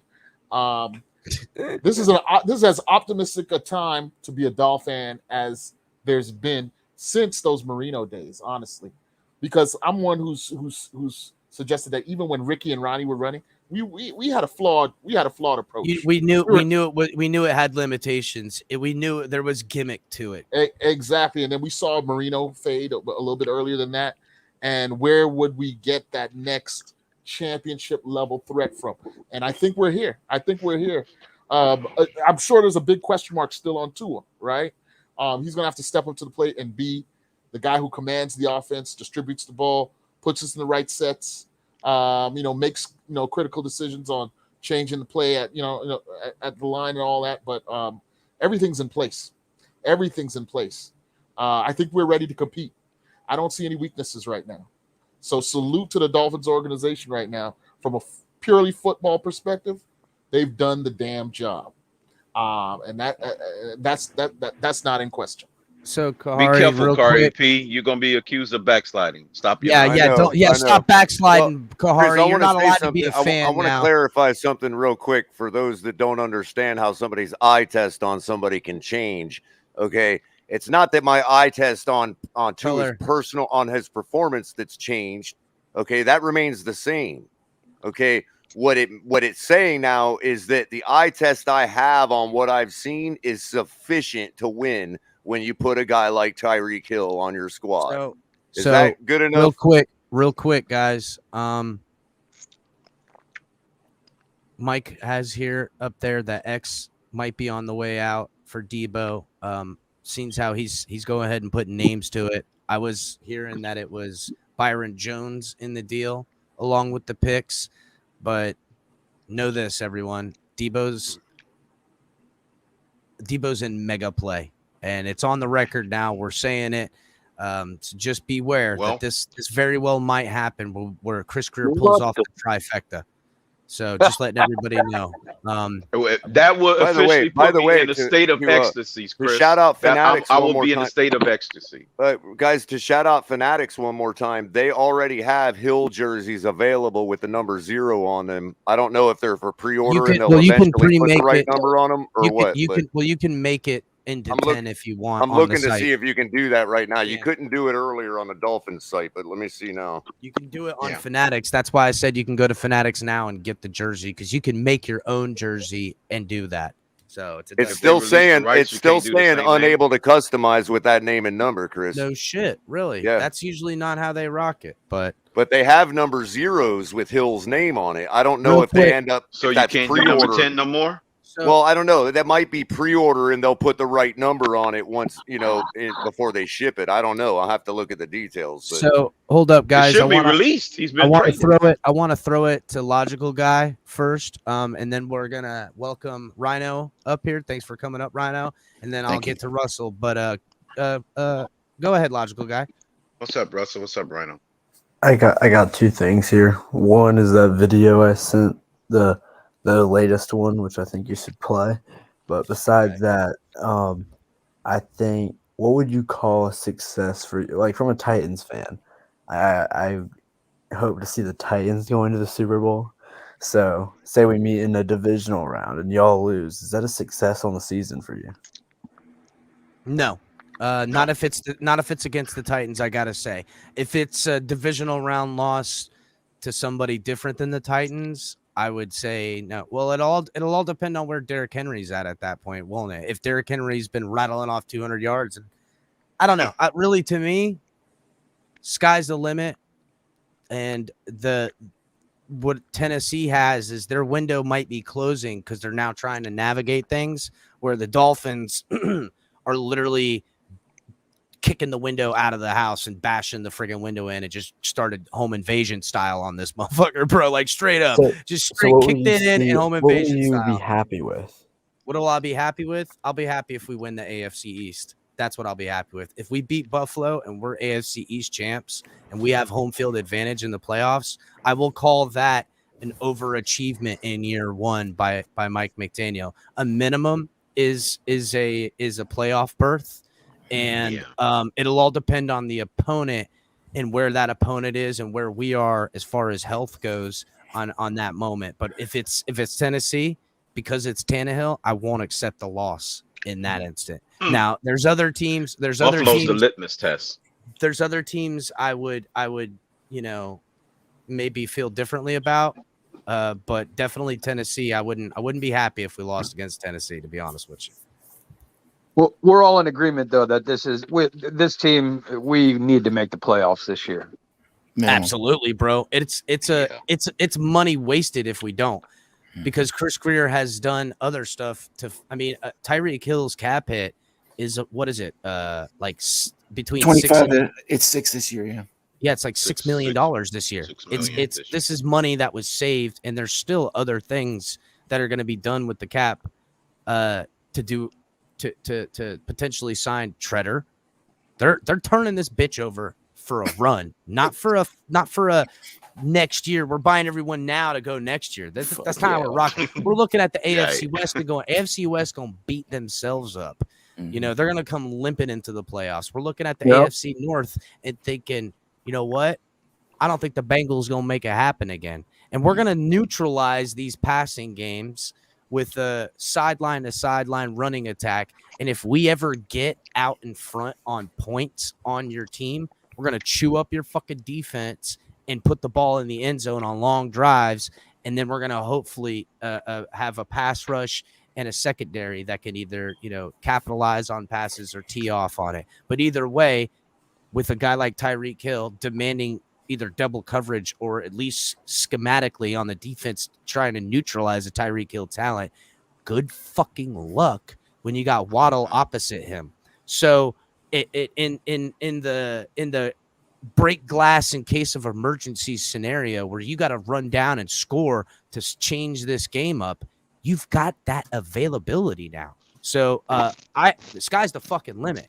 If there's a guy who can throw a football and that's on this football team, if Cedric Wilson is throwing his quarterback, I'm holding this team for some wins. You know what I'm saying?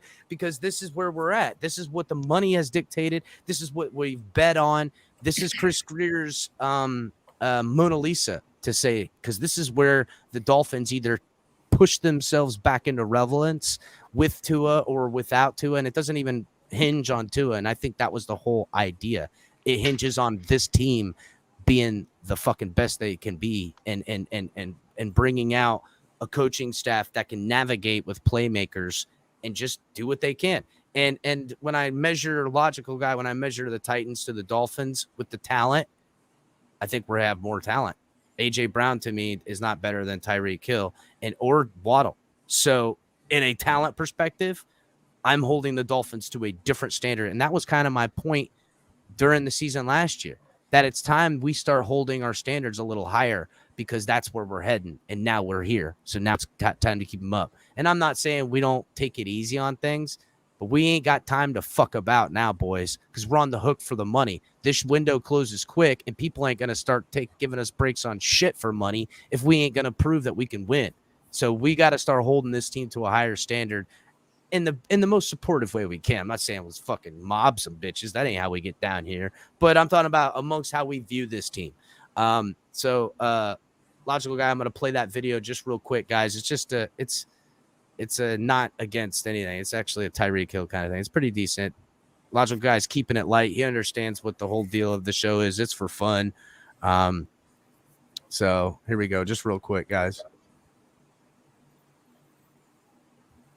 The people want music. If I could change fate, I would, Krabby. But I'm an entertainer deep down. A people's person. We're on the same page here, aren't we?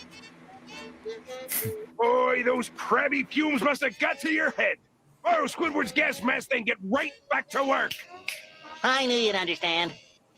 Well, thanks for the start. I'm out of here. Just ridiculousness, bro. Just ridiculousness. So, Rhino, thanks for coming up, brother. What's going on? Thanks for having me. What's going on? You tell me. Living the dream, man. How jacked up are you about this fucking move? I mean, there was a lot of people wanting to go after the throat of Chris Grier, but I think if we look at it, Chris Grier's shown exactly who he is. He's a patient man. He's willing to take his time, and he wants to make sure that in every instant he can hold the leverage on the other side of the table. And he doesn't write bad deals. That Armstead deal is fucking worth every dime. If anything, he's gonna out, in value to production, he could potentially outplay it. And so, where do you stand as far as all the news with the change of the team, my man? I've loved the entire free agency before Armstead and Tyreek Hill. I thought they were great moves. Getting the offensive lineman from Dallas, the receiver from Dallas, I thought were really, really good moves. I thought those were like core team building moves for whatever they were going to do, whether they were going to go draft or go free agency or sell out like they're doing now. They're obviously moving up the time clock for whatever reason. Like I was thinking today, like looking at it at Ross's perspective, he's like, okay, we'll go the slow, conservative approach, build through the draft, make no big splashes really through free agency. And I think he's like, well, after 3 years of that, I'm still where I'm at the last however many years. So screw it. Let's just go for it. And I think Ross pushed the button, dude. He pushed the Dolphins into free agency mode to try and win. And I think going back, way back, I think everyone was in on the Tua, drafting a Tua. I think one person left it for whatever reason. We don't need to argue about that, but we can all agree. Flo left that train. And I thought that was a career-ending move at the time when I was hearing stuff. Like, I don't know how you can be so detached from reality that whether you like the guy as your quarterback or not, that's the guy who's going to decide your future one way or the other. And you can't cut him off at the ankles, bro. And it's good to see that we're back on a path. We're on a plan. And I think it'll pay dividends. I don't know what the dividends are going to be, but I think we have to make the playoffs or it's not considered a successful season. Do I think Mike McDaniel should be fired after the season if we don't know? Yeah, there's scenarios where we all sit there and go, you know what, it was a heartbreaker. We should have got in, and we might, even if we didn't make the playoffs, there's context where we were like, you know what, we know Tua's an answer. We know that this is gonna work. Didn't break our way, but we're not blowing shit up. We're gonna be fine. But bro, seriously, no one knows if Tua's the answer. Okay, no one's ever sat here and said 100 Tua's the answer. Rhino. Okay? 100.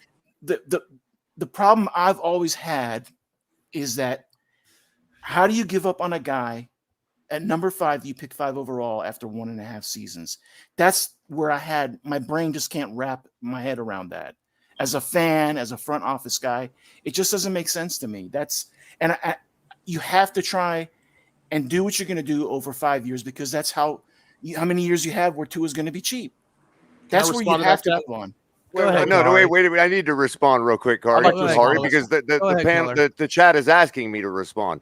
I don't have anything to respond to. He literally just said everything I said, but you all faulted me for saying it. Right. So the reason I'm not speaking to answer CB's question is because, yes, I do agree with everything Rhino just said to the word. Yeah, but you stress the other part. Well, I agree with. Leave out. Tell me what I stress and what I leave out. All right. Slow down. Don't tell me that nonsense. We can go back and play the video back. Okay. The problem I have with Color and people like Color who said everything that I just said. You're 100% right. You're not lying, but you stress a certain part of that and you leave certain things out of the equation constantly. Like what? Like the worst let him finish, Color. The worst offensive lines in the NFL history for the last 2 years. And a head coach, no, that's not hands up, bro. No. A head coach that was basically right. So you want me to trash the rest of the team? Okay. No, fine. I'll make sure that I conform to everything you want me to say. Let him so get you don't take anything the wrong way about Color. anything else I say. Color, Is that fair? Hold on. I really, because listen, first of all, Color, you have a lot more Ridiculous, time man. to explain yourself. Rhino, I really want to try to understand a perspective. So please continue. It's not a personal perspective towards anyone. No, it's not. That's what I'm saying. I'm talking about. Right, I want to I agree understand. with you. I want to I'm understand just trying your to personal perspective. I'm just trying to express that. Yes, It's thank not that people have an issue with anyone that may take that tact in this argument. The problem is that there's one side that stresses a certain side of it and one side does not. Right And then the next sentence is, I'm a Miami Dolphins fan. They don't go together, in my view. I may be wrong, but you can't constantly say I'm a Dolphins fan and then you're like out on the quarterback we took at number Chris, 5. let me answer a that. year and a Say half whatever ago. I Hold on, want, Color. man. Hold And on, it's not up to you to decide who I'm a fan of. I never said it was. You just Well, did. You did kind of just say that because you The said that. you ever heard that, of a colloquialism? You ever heard of that? Go look. I don't know, man. Have you? Yeah, I Are have, you allowed to absolutely. use them, but I'm not? Rhino. Here's the problem with guys like you who are getting a little bit oversensitive when people I are am? critical of Tua. Yeah, I'm that's what you basically oversensitive? said. Let me just give you some countering evidence to your argument, okay? I'm oversensitive. Number one, okay. well, that in my opinion, I may be wrong, but listen to this. We've had an unnamed NFL player go on the record from the Dolphins team stating that he doesn't believe in Tua. This is added on to report after report that came in the last 2 training camps about other players and even reporters. I'm not trying to be rude, but can I address that? I'll let you finish. I'll let you finish. Can I finish? But that's I'm giving Rhino, you I'll give you a chance to respond. Rhino, I'm responding to you. We're going to make a lot of points. Rhino, Points, I am not trying to make the point that Tua cannot be an effective quarterback. I'm not making that point. What I'm saying, the only point I'm making is that is it fair that that people can have a different opinion of Tua and still be a Dolphin fan? Of course. Well, then what the fuck is the problem? I don't know what the fuck is the problem. Exactly, but you're saying you're part of that labeling people Tua haters because we take a critical If you're view. taking a certain point of view, you are Tua hater. No, that's the way it is. Why it's don't you called being embrace it? critical. It's called being critical of a No, player. I'm being critical too. So Rhino, you say, hold on, Kahari. Hold on, Why don't Kahari. you go get a Hold on, dictionary Color. Hold on, and Color. then find out why we don't agree with that question? So hold on, Color. Rhino, what if I told you that the bar that's now set for Tua is the bar I've been trying to set for Tua? No different than one I've had. No, that's what I'm saying. It's the bar that is now set I've for watched him him at Alabama. That's what I expect. The bar that is now set upon him with an amazing coaching staff, with a bevy of weapons, and with the output he's gonna potentially have, and what we expect him of. My bar was there last year, so I expect all of that out of a 5th overall pick. Now, granted, I gave deference to the injury. I gave deference to I understand. I do definitely offensive line. But if you look at the same time, and this was done, they overextended on that offensive line, playing all that young talent and shuffling them around in the way they did. Agreed. But Tua had his opportunities to show more than he did. And again, he's still a young guy, and I don't think he can't grow. But I think what held him back in some other ways was injury. And if there was political things that were holding him back, that's a Bad shame. is the devil.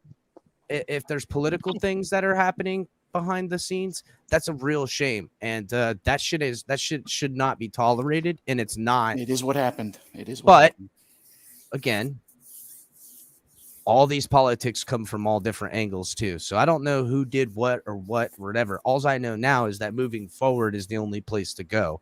Because if we sit here dicking around with the past, we ain't gonna get nowhere. Well, can I ask a simple question? Right you are, Capitan. Right you are, my brother. Just like last year when they asked Flo, is Tua your starter? Easy answer to anyone living in reality. The guy didn't do it. McDaniels is asked the same question. He basically was short of sucking his you-know-what, okay? There is a that's what you Tua lovers require, right? There is a difference in philosophy. You support your starting quarterback if you want your franchise to do well. That's I don't know what got into Flo. Not if you don't. Hold on a sec.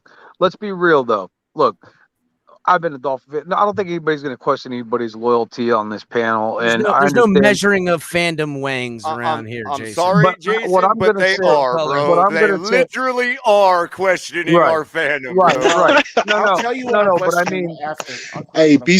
smooth, color. right. Be smooth, OG, triple OG. So Go ahead, Jason. here's my thing. We had an opportunity to, in most people's eyes, besides the loyal Tua fans or whatever you want to call them, loyal in your eyes Dolphin fans, we had an opportunity though to upgrade at the quarterback position with Deshaun Watson, in my eyes, and in a lot of Dolphin fans' eyes. Now, does that mean that we're giving up on our quarterback after a year and a half and we're not Dolphin fans? In my opinion, we are looking out for the best interest of the team.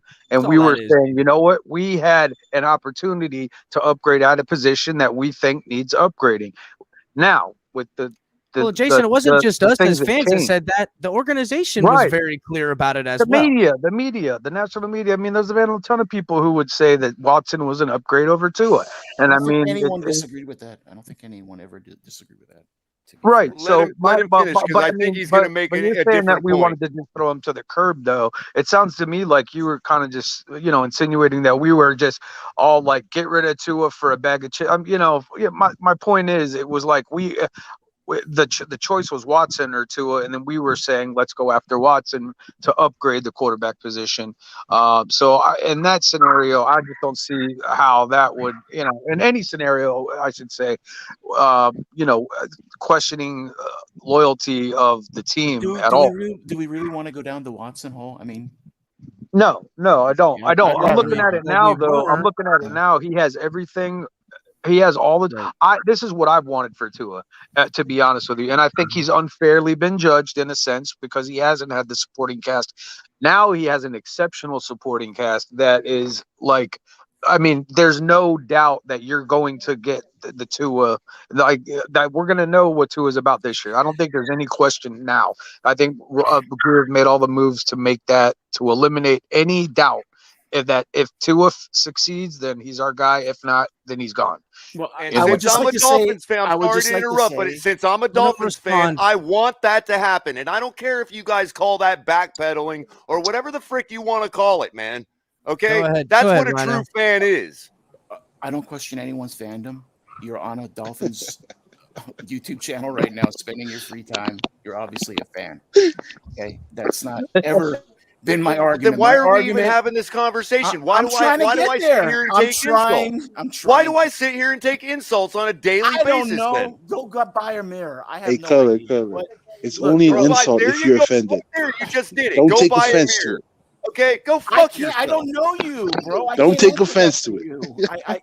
All I'm trying to say is, if you take a certain, I try to bend you guys. You didn't mean to cut me off. You weren't being rude. I'm not saying that, but I wasn't able to finish my thought. If you have those kind of perspective and you stress certain points of an argument, when things change to how they have now, you have to expect some kickback from people. And to be fair, in my opinion, as a Dolphin fan, you deserve that kickback. That's all I was going to say. That's Listen.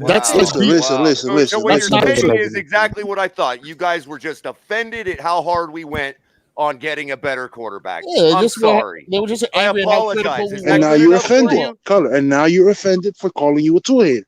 So what's the difference? Because Just I'm not take a it, Tua bro. hater. You dish it okay? out, we take it. We're dishing it out. Now you take it. That's how it is. But It's all how at you the end of the how, day, bro. how It's but all fun. It's because all it's the love, bro. stretch you make to hating. You think I'm a hater. I don't hate you. Okay? Are you a hater? Are Do you a you hater? even know what the damn word means? Yeah, it's Are you Well, a hater? color- Just answer the question. I don't need to answer that to the likes of you. Well, I'll answer it. Okay. Okay. Okay. I'll answer it. I'm hating on the hating, dog. How about that? I agree with that. I'm hating on the I hating, feel you, dog. Capitan. Hey, I'm that's hating why I on the pick you, hating, bro. But Chris, you Everybody love everybody. Come on. What's I that, go to Kari? I go to war with Q on a daily basis in these. Who was saying? Yes, sir, Kari. Yes, sir. Yeah, but we Is have that fun you, with it. but It's Chris, fun. who I was mean, gonna Let's say go, something Kari. before I- Let's go.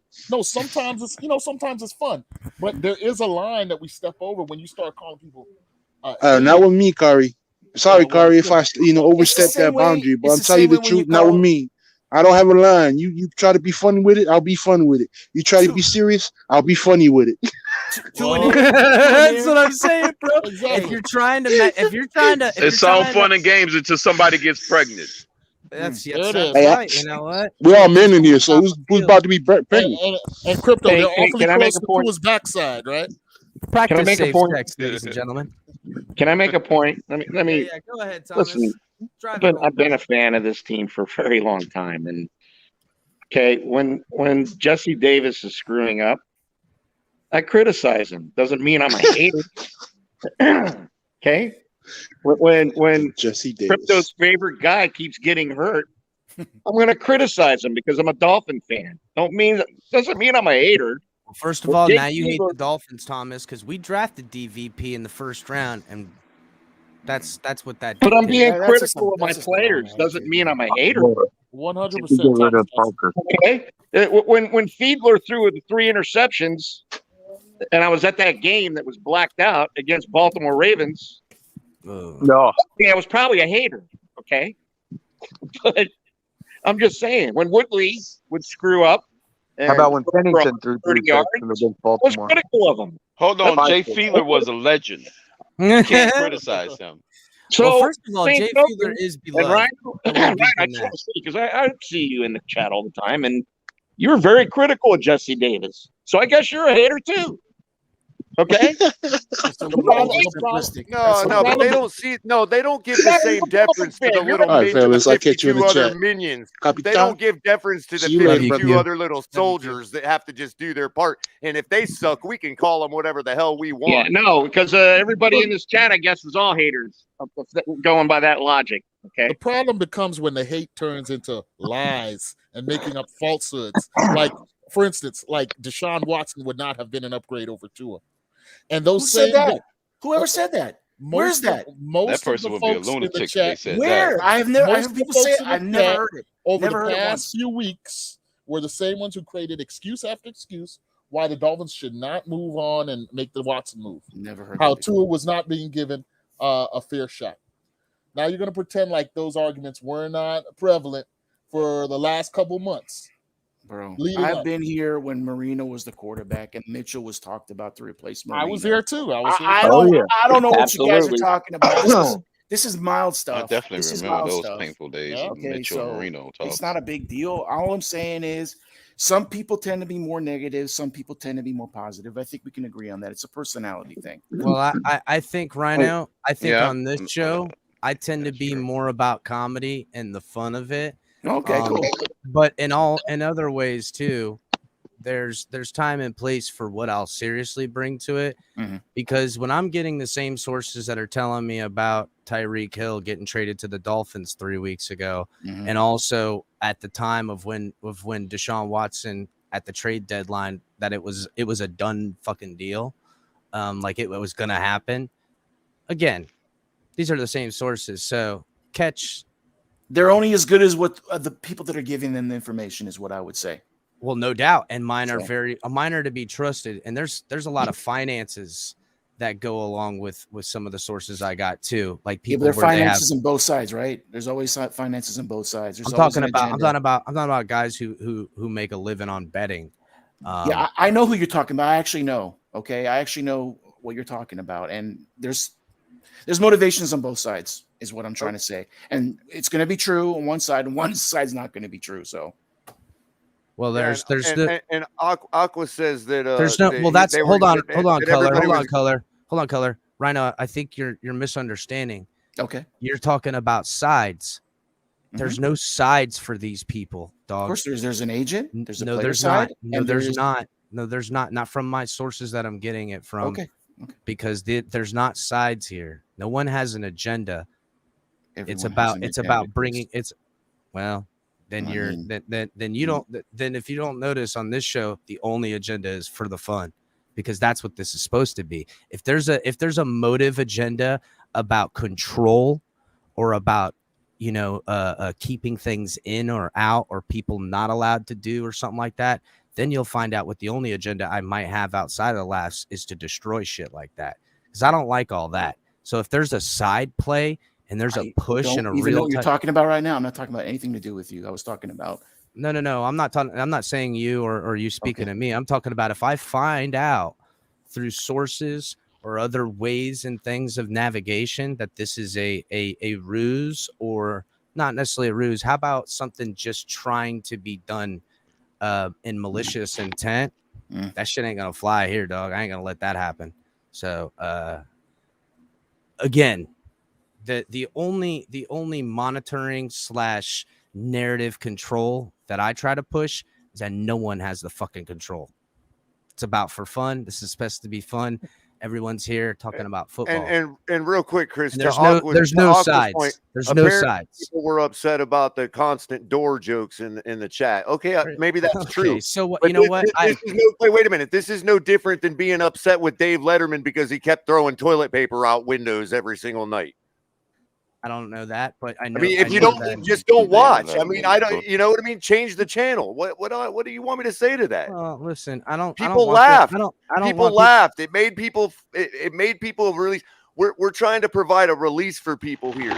We're trying to provide a place for people to blow off steam, have fun, and get over the pressure of being fans of a team that hasn't put out a good product for us over the last 25 years. Fan base that's so comfortable to be ready to divide itself up and pick sides, to me, is fucking lunacy, dude.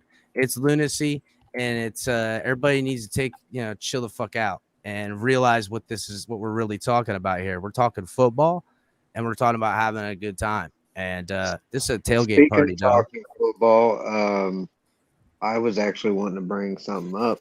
I would love to get off. Check y'all fucking posts, y'all boys. Check your fucking posts. It's looking good up. Hold on. I don't know who's in the Twitter streets with me or not, but I said something 2 weeks ago. I was getting crazy shit. They were calling me the crazy man. I called it. I told everybody there was gonna be a trade happening. I know I dropped one name, but I heard a whole bunch of names. And we've talked. If you guys been on the spaces, anybody been on the spaces, and they were in there and they heard me because I don't record them. You know what I'm saying? There's people that's been in there and they can vouch for me in the comments. But nah, man, I knew some shit was happening, man. And we ain't done, baby. We ain't done. Yeah, the clips. Hey, Mauricio, I appreciate you allowing me on your spaces to go on my anti-DVP rant. Hey, but I'm just saying, bro, you were a little negative, but it's okay. There was a lot of negativity, but I told y'all boys, this was before all the news broke, and you were there, Crypto. How much negativity was in that room, bro? Be honest. And I was like, y'all boys tripping. Y'all fucking up. I was like, y'all need to be patient, and things are gonna fall in place. Hey Mauricio, can I say something real quick? I was about to drop I was gonna do like one of my first kind of take videos on my own channel today and to drop it, and I recorded it and everything, but I was having an issue encoding it, so I haven't dropped it yet. But I said one thing in the video that kind of goes to your point, is that for better or worse, for all it's worth, I should say, I blamed Chris Grier a lot for the division that we've witnessed in the fan base over the last, year or two, simply because he's not as decisive with his language as he could be when he has the opportunity to be decisive about his language. You see what I'm saying? And I thought that was continuing to foment division. Okay. Now with what he did today with the Tyreek Hill move, I mean, people don't understand, and I know that a lot of people think I'm going overboard with it, but Tyreek Hill is the type of player that where the ripple effect does enhance every single person on the team, and I think we should all be checking our pulse if we ain't excited. You know what I mean? Like, what the hell, man? I was going to bring that point up too. I was going to bring that to me. I thought that would have sealed this division, or at least so I'm started going to to say band-aid something it a real little quick. bit. You know what I mean? Yeah, I'm going to say something real quick. There's a lot of slander for Chris Grier. And, I've had some plenty of debates in the spaces. Listen, I'm respectful, man. I'm not going to come at you crazy. Chris was there one night when I had a space. You can vouch. I felt not. Listen, I don't feel hostility, dog. So. But anyway, I wasn't hostile. Anyway, like I said, listen. So, there's people who are just tripping about Chris Grier, and I was telling everybody you have to have patience. You know what I'm saying? The whole thing with Brian Flores, You know, a lot of people don't know the whole situation behind that. I have a little things on that, but It's I won't rough. get into it. I won't get into it. I won't get into it. It's a fucked up situation. And that's it, bro. That's all I'm gonna say. But man, I just wanted to say, man, y'all heard it, man. I was on the spaces 2 weeks ago telling everybody about some shit. I knew it was gonna happen. So I just Mauricio, want to let everybody know. caught, we named him on the show. There was a little alluding, but you'll see the clip coming out, Mauricio. But I appreciate you coming up. Yeah, bro. and look, man, we just want to win, and it looks like the first game of the new season, the free agency, this part of the off season, we've won, people. You know what I mean? Yeah. We got to Now we have win to today. execute. Now we have to execute. Execute on the field, execute by the coaching. We got to execute now. That's all. We ain't done. Oh no, we're not. We got a But lot I have more a question wins to about get. that. You're absolutely right. I have a question about that. If If you guys knew what's coming, man. I've already kind of put a little bit out there because but there's the only one wheels football, have Chris. already started turning, Mauricio. How are we going to get so many? Yeah, but I knew. Let's see what happens. Rhino, it's called the New Orleans Saints. Yeah, and to your point, Rhino. To your point, Rhino. To your point, I tried to say this earlier that I just want to temper everybody's expectations. That's all I try to provide as color commentary is a little temperament. Fair. And to your point, Rhino, we do have to make a 53-man cut eventually. It's not like everybody we've brought in is going to end up being a Miami Dolphin. Let's face it, people. Bro. You know what I mean? At some point, it becomes silly. And you can't ask for temperament when everybody was upset that we weren't making any moves. Oh, I hear you. Oh, I'm happy, bro. I'm just saying to Rhino's point about there's only one football. Well, yeah, I know, and we'll take care of that when the hurdle comes. Is what I'm saying. Yeah, that's a problem. That's a good problem to have. Yeah, exactly. It's a good problem to have. Good problem to have. I like being I need that. I need that in my life for sure. Tyreek Hill is not a problem on the football field. He's the perfect weapon for Tua. That's a fact. Whether you're Tua hater, Tua lover, whatever. Well, out of a bunch formation with Tyreek Hill and Jalen Waddle, shit's gonna be legendary, bro. Shit's gonna be legendary. See, I didn't even bring it up. I was just kind of expressing what Rhino was trying to talk about, and I get the fuck yous in the chat. Thanks, appreciate that, guys. Thanks for listening. Thanks for listening. No, we appreciate it. Thanks for listening. No, but I'm trying to tell you, like everyone's trying. Don't take it personal. You had to expect some feedback because let's say it was reversed and Watson was here. I would have been eating a shitstorm, bro. So it's just. I get what you're saying, Rhino. But when I explain myself fairly, it should end there. Yeah, well, Rhino, if you think that if Watson was a Dolphin, if you think Watson was a Dolphin, and the agenda would be to laugh at people who said he wouldn't be, I think for a day that would never be. You know what? We wouldn't have Tyreek Hill or Teron Armstead. Don't forget how many people are Alabama fans that we got, bro. It would have been pretty silly. It would have been. Pretty silly. I mean, look, it would have been what it would have been, but as far as here, that's not what would have happened. I mean, yeah, we have praised the move, just like the Tyreek Hill move. I would have, but it wouldn't be about people, that were upset by losing Tua that I would let motherfuckers dog on. That shit ain't gonna happen either, dog. That ain't how shit rocks, dog. That ain't how it gets down. There is a tailgate party and there might even be a fist fight, but one-on-one motherfuckers, don't everybody jump, they ain't no kick and beat nobody down. That ain't cool, man. And, it gets rowdy, but it ain't about that other shit. And although I'm wearing a purple jacket and it's about goofy time, there's some other wheels turning as far as what kind of content with breaking news and legitimacy we'll have. And so there is some good shit. And wait till you see a lot of the post-production of, because these shows are long and there's a lot of them, and we slip them in, probably usually in the beginning we try to give you a lot of the facts and a lot, then it breaks down the panel and we get to have fun. But we've been talking about that Tyreek Hill trade by name for a bit now, and I got a shout out to Mike because Mike's source came in real good early on that one. So and the next move, and Mike alluded to it, and I know people don't want to talk about it, but there may be a third weapon coming because they were always looking at Debo And I don't know if it was confirmed or not, but Debo was supposedly in Miami recently. It makes sense though. Now that we have Tyreek Hill, the asking for the world from 49ers, it has to drop at that point, right? To something more rational. There's plus Tyreek Hill the deal thing is the thing favorable that at the moment at the front. the thing that's coming up, they know they're not gonna pay him. They know they got to move off him. Are they gonna go after it now or whatever? But there might be a washout year, and they might take some of those picks that they're gonna need to move up the draft or to grab a player this year. So I don't know if it's gonna happen. It's gonna happen in the next, probably before the end of the week, and it'll be fucking nuts, dude. If Chris Grier pulls off the trifecta, we can essentially look back and think to ourselves that Chris Grier took Laramie Tunsil and parlayed it into maneuverability over the next few years to receive an entire wide receiving core of weaponry, bro. Of fucking weapons that is the envy of all quarterbacks in the NFL. Not only that, Chris, but essentially, let's bring some numbers into this, okay? They currently have roughly $7 million in cap. They make the right cuts, they can be right back up to $25 million, which is more than enough to also go pick up Treader and Bobby Wagner, both of them, with no problem. And Wagner's not going to be expensive either. Wagner's going to be like $1 million. Wagner's going to want to go to a competitor. And which we are now. And we made ourselves that. Hey, Russell, I got a question for you, buddy. Do you think that it'd be wise to kind of like, given what we've done already, kind of like hold off?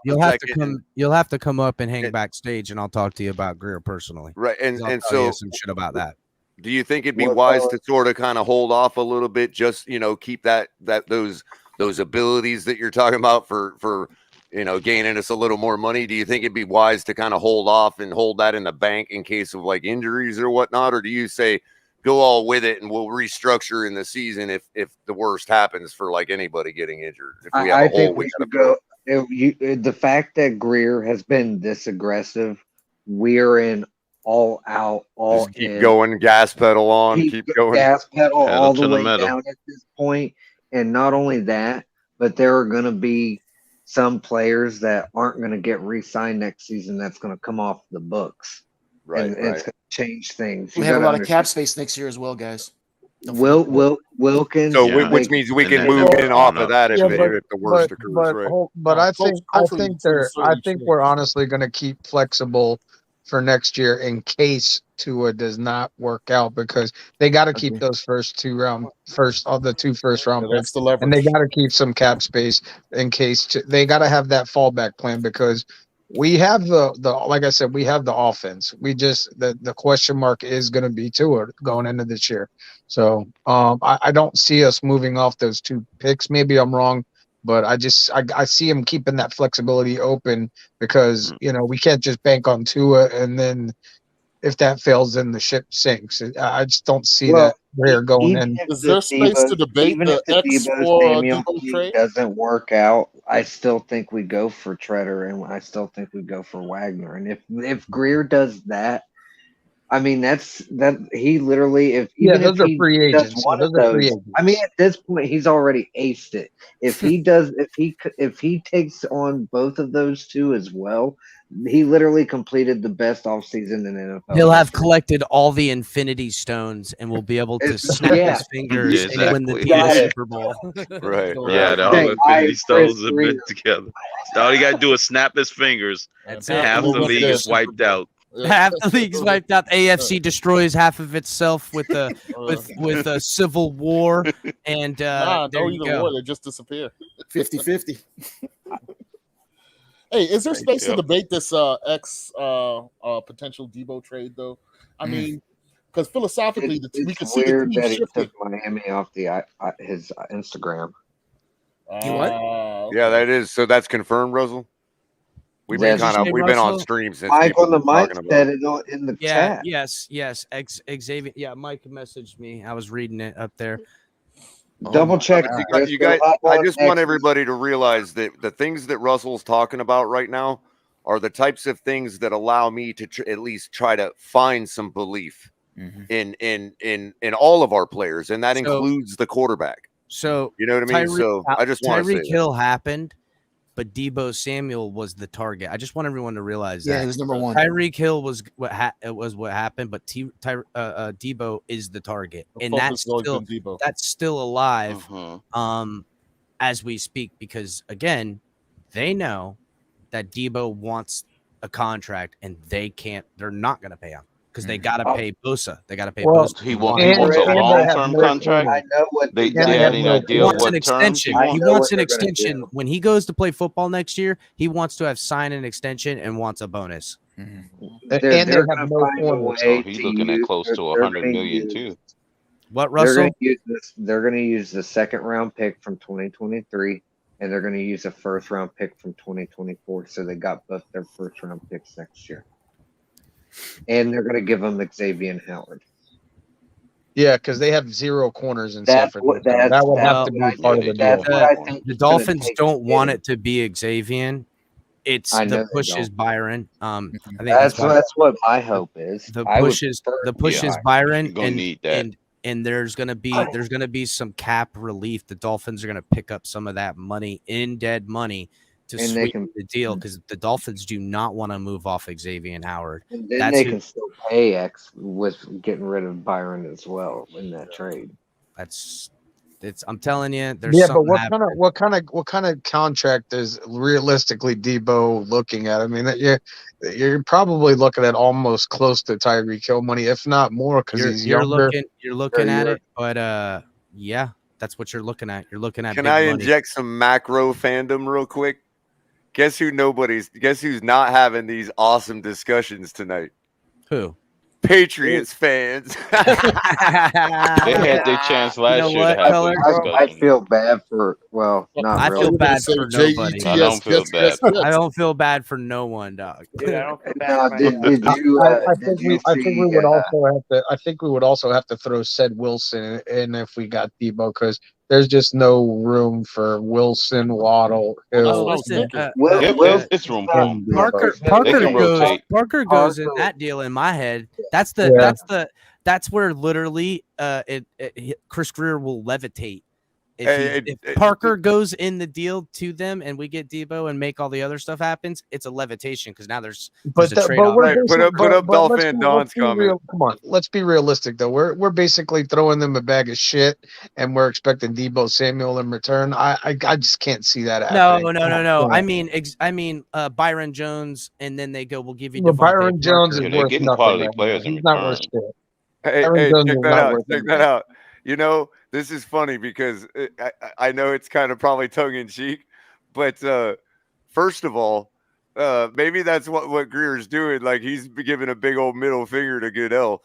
But also, I was thinking that I thought maybe the league would step in and not let Deshaun go to an AFC team because of how stacked it was becoming in the AFC. You know what I mean? But they can't do it. It's not the NBA color. They can't. I know.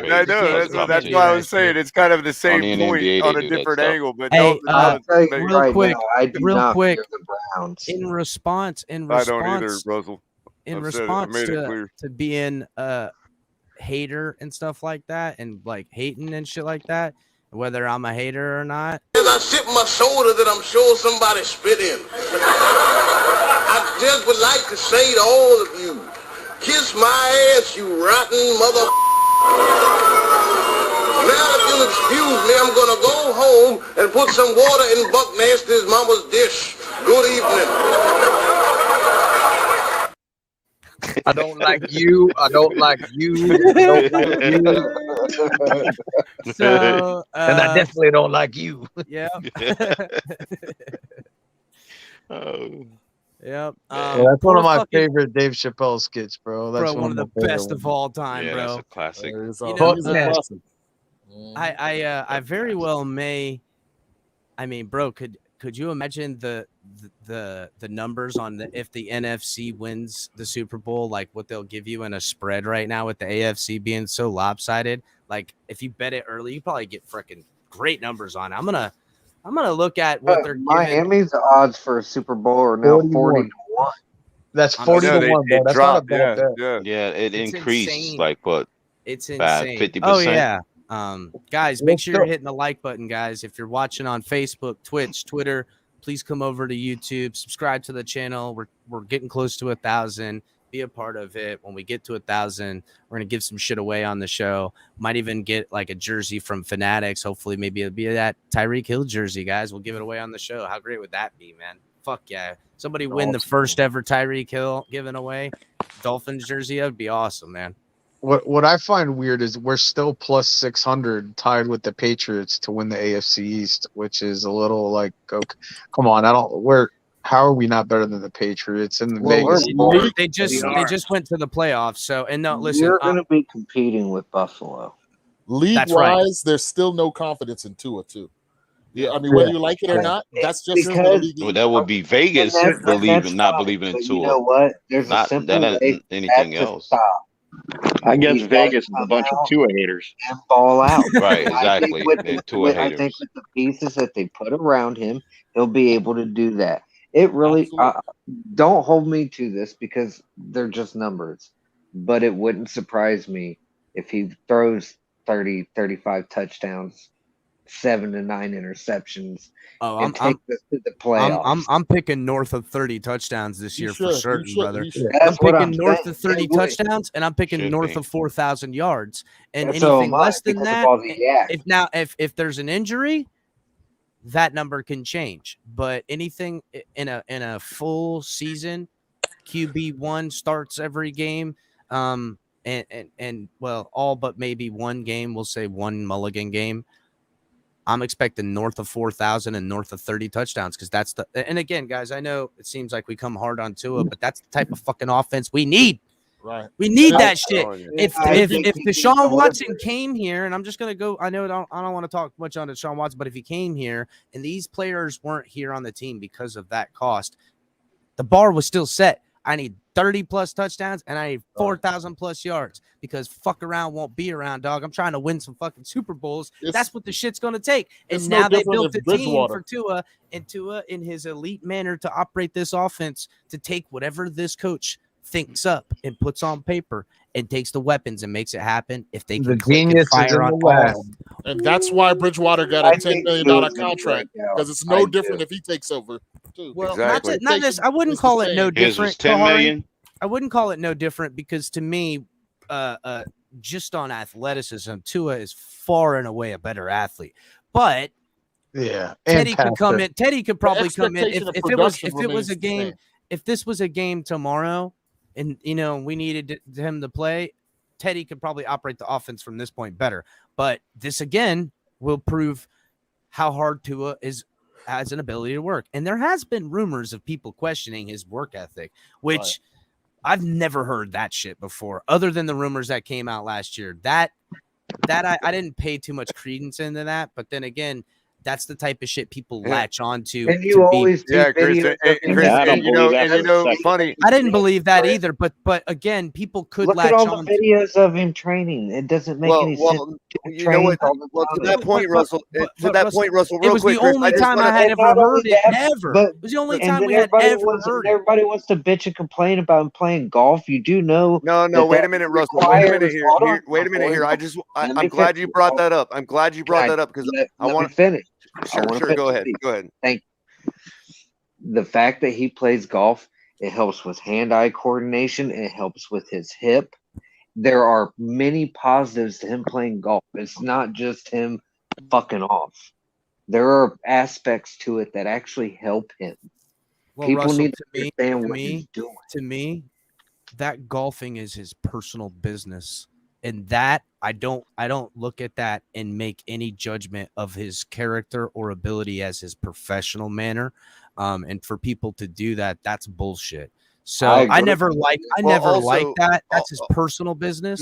Now, granted that he does take pictures and posts it and makes it into a thing, but that's just him, reaching out to his fans. I never liked the criticism of golf. I hate that fucking narrative. Go ahead, can I also say that and I'm not trying to toot my own horn or nothing. I just want to encourage you to maybe possibly to know that, I've been all over that myself from the beginning. I've got plenty of recordings here all over YouTube of me saying precisely that same thing. For me, you know, as a person who does understand the mechanics of throwing a football very well, I don't care what anybody says. You know, it's my own personal education and knowledge. So I don't, you know, people can besmirch that all they want.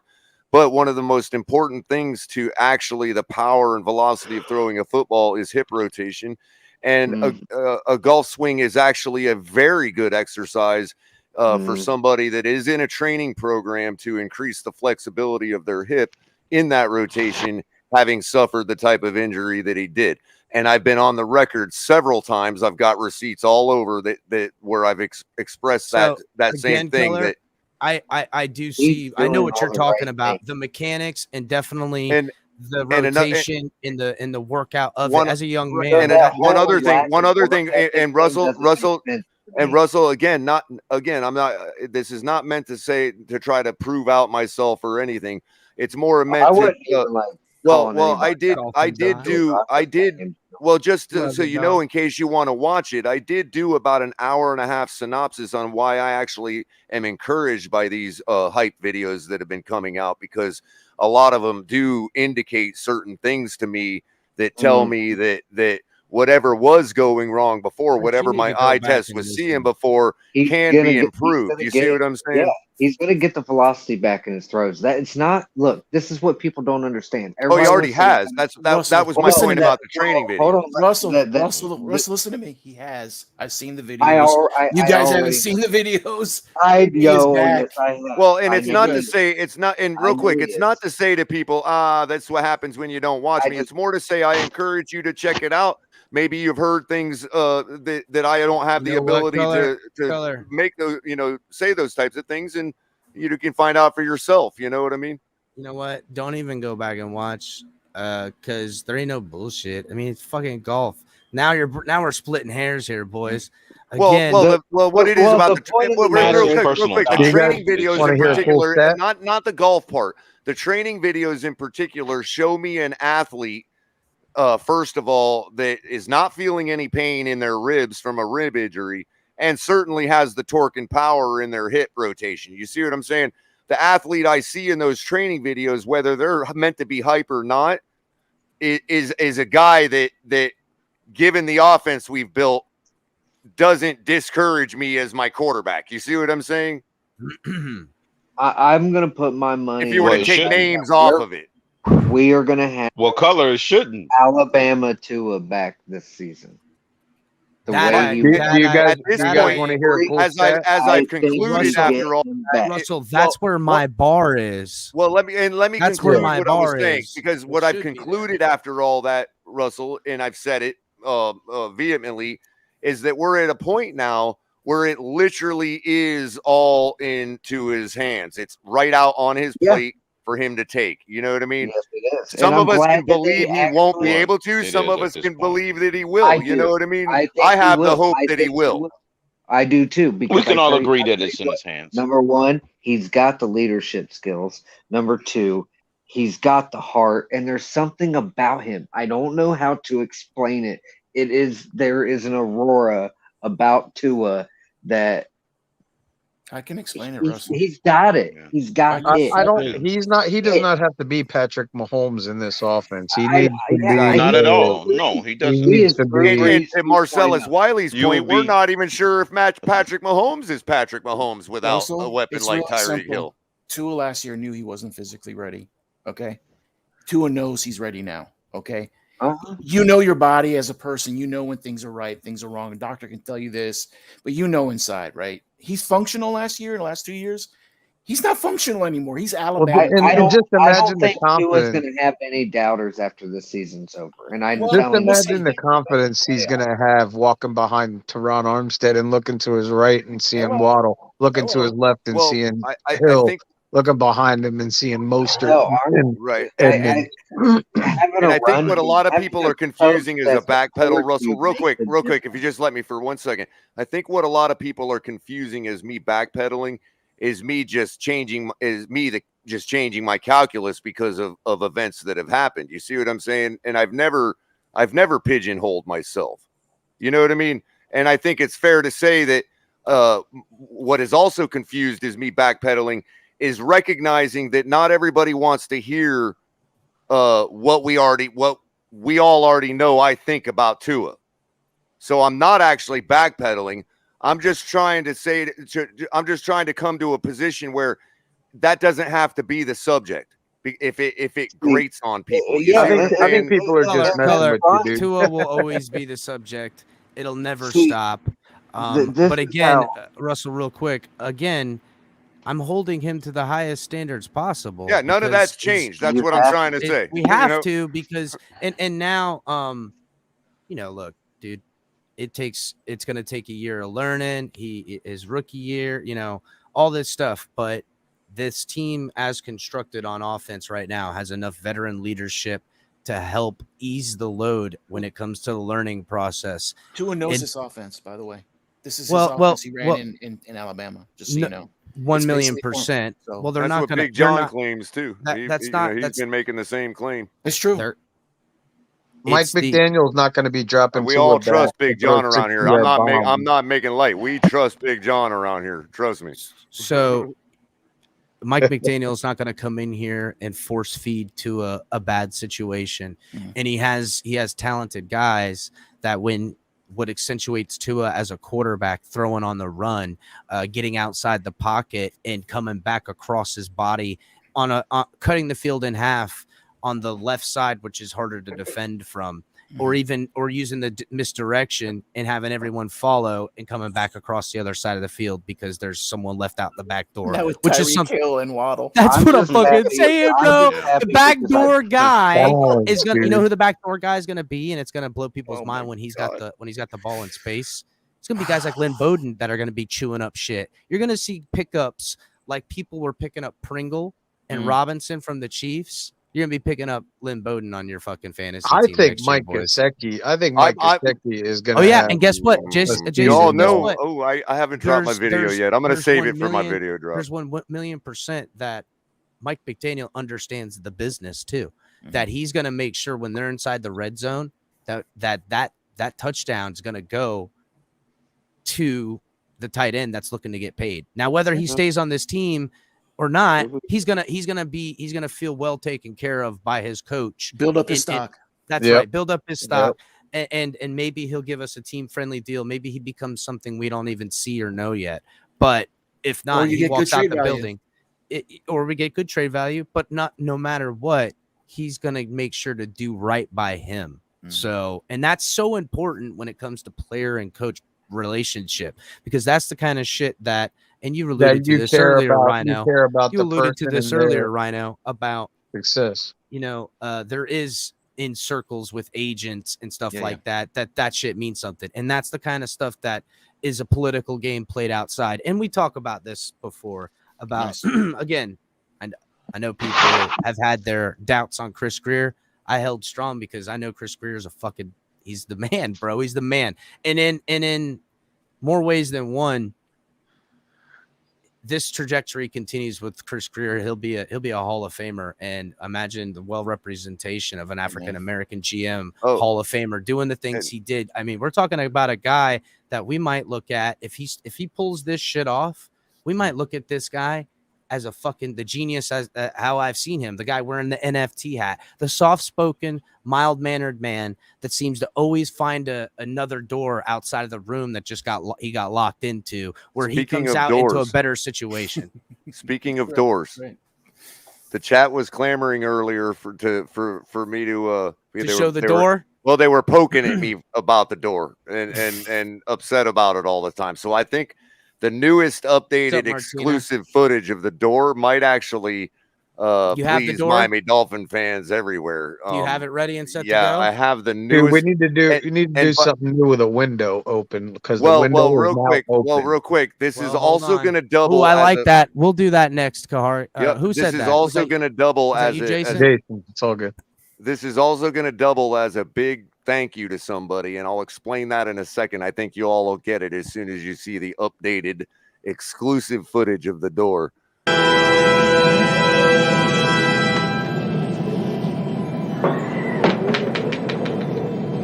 I am the Keymaster.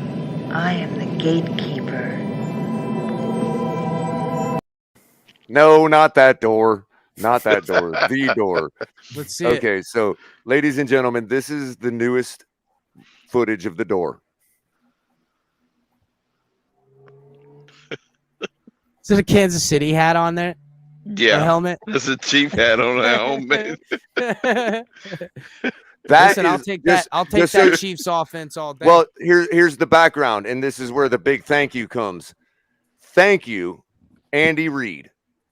Andy Reid paid us back a solid. If we were the ones he called up first when they knew they were having to trade Tyreek Hill, I'm just saying he paid us back a solid.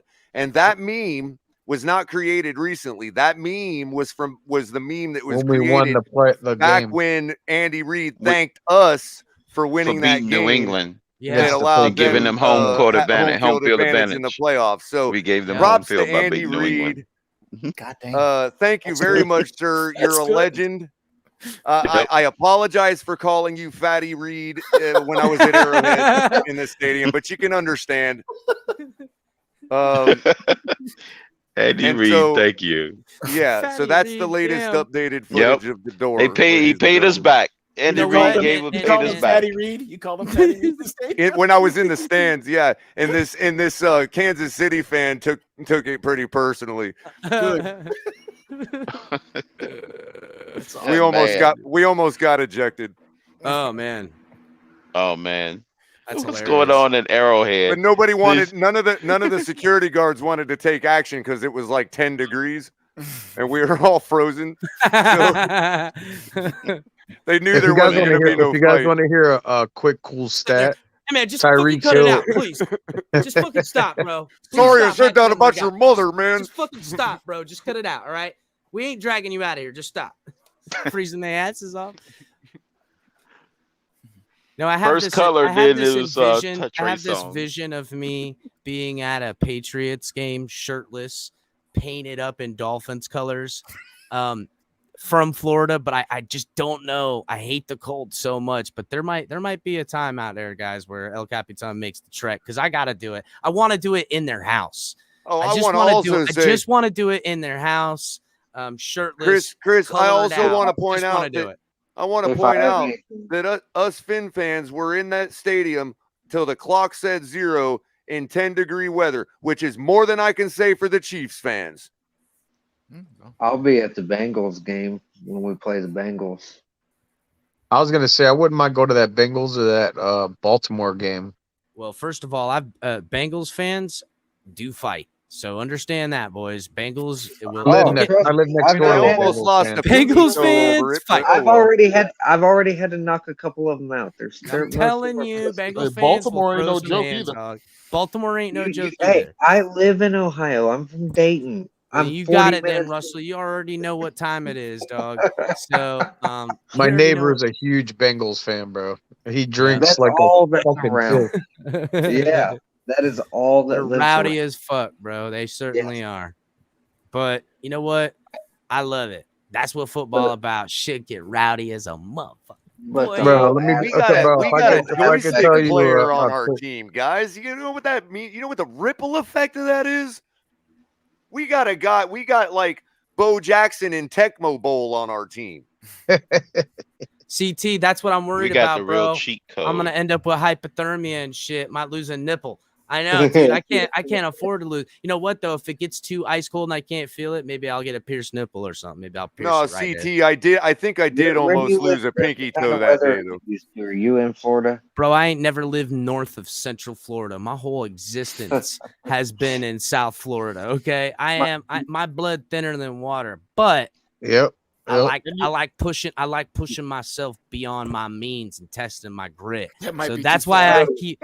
I don't know, bro. I don't know. I might try it. That's a I'll little bring. too far, Listen, man. I So got would that. you I like got to that hear how old I school. became a Dolphins fan since I, I got live in that. Ohio? You're in yeah. Ohio, Russell? That's Yeah, awesome. how'd that? Yeah, Russell. Let's hear it, brother. So my dad was born in Orlando, and my grandfather's a Bengals fan, but my dad, so he I believe he was around 8 years old, and my grandfather at the time was a general manager for a food restaurant down in the area, and just so happened that it was Bob Greasy and Larry Zonka and Mercury Morris's favorite place to eat at. So my dad met all three of them when he was a kid. And then I grew up watching Dan Marino. And my dad introduced Dan Marino to me.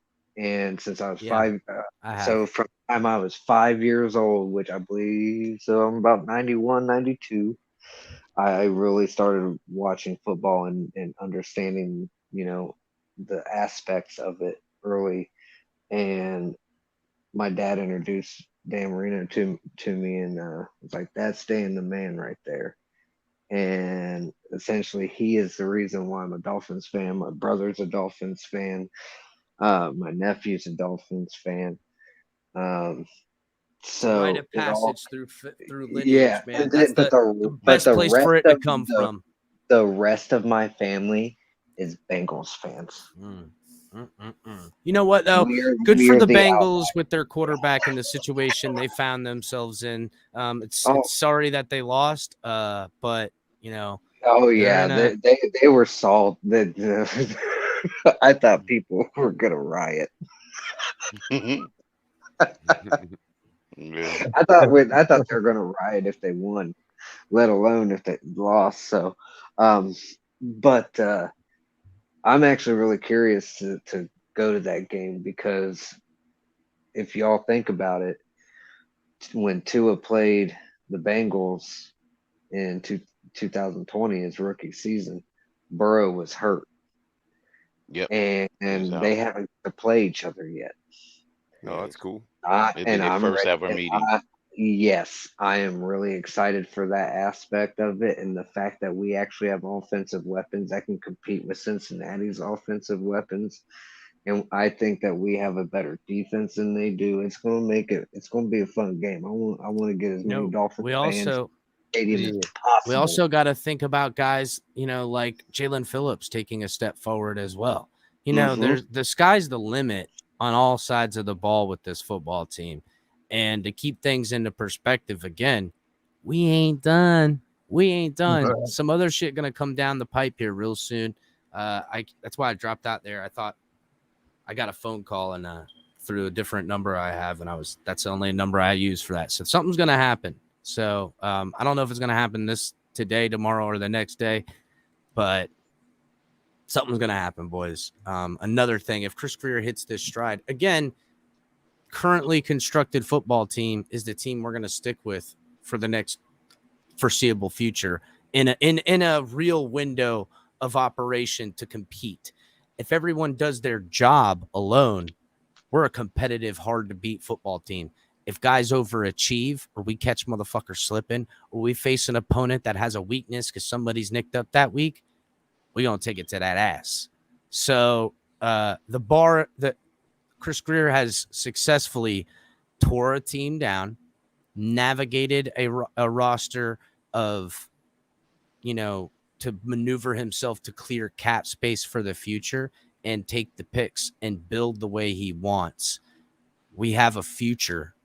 So whether things don't pan out or something, we haven't been boxed into very much. Even with cap that is spent with where we're going to be this time next year, we'll have the ability to adjust. That may mean shaking guys down and getting other people. That may mean a drafting, I don't know, a running back or whatever. But what's known for certain, Chris Grier has navigated this team to a point to really have control over our destiny, which is something that a lot of teams don't have, because we have a flexibility where, dude, he fucking moneyballed the shit out of this, dude. Think about what this guy has done. Yeah. In the last, if you took the last 40 months, the last 40 months of this team, what this guy has done. Holy shit. Chris, do you remember the movie Draft Day with Kevin Costner? And he played the GM. I love that movie, bro. I fucking love that movie. That's essentially what Chris Grier has been doing this whole time. Well, He did that. But set up doing it for 3 years of doing it. Who knows what this motherfucker might do next? What might he do next? Who knows, dude? Who knows what he could do next? Yeah, because I don't doubt him anymore. No one should. Buddy is seeing over the hill I and formally through the woods to apologize. grandma's house to go.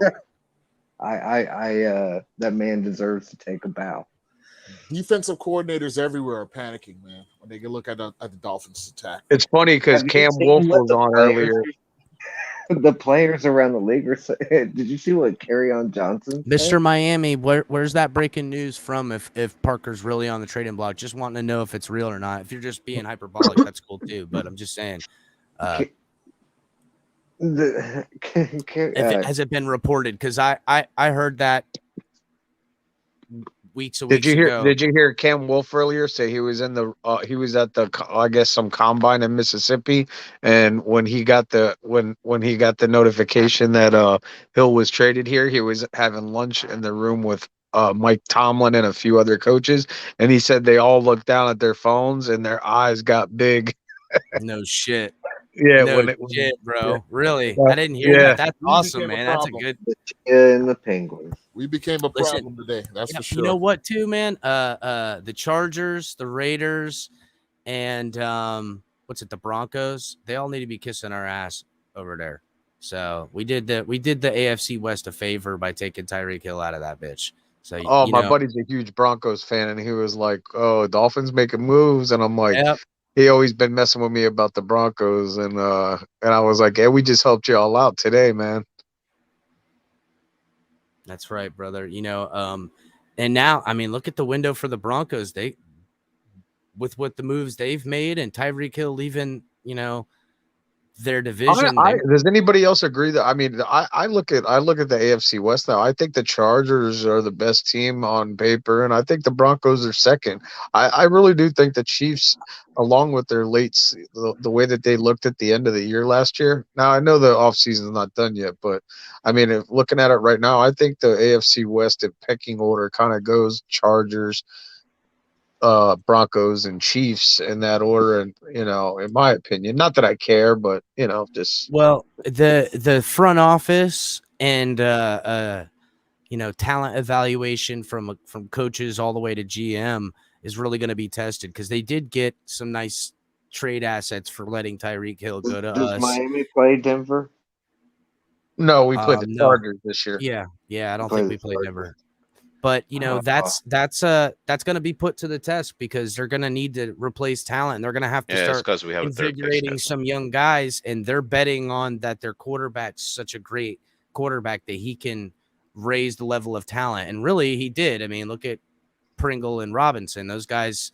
Yeah, again, they lost those two too. That was Robinson. I thought was a really good up and coming receiver that I wouldn't have minded the Dolphins going after. It's safe to say that the Chiefs are targeting wide receivers in the draft. So just saying. Yeah.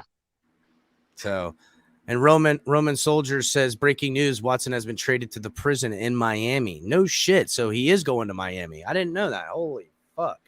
What a freaking I knew Watson was coming here, dude. bro. I knew Watson was coming here. Bro, you were right, Jason. We were right. He was coming. He called it, dude. Called it. We'll clip that later down the line and make a whole edit of it and put the timestamp on it, so we can make sure credits due where credits due. Wait a minute, are you sure it's not a massage parlor?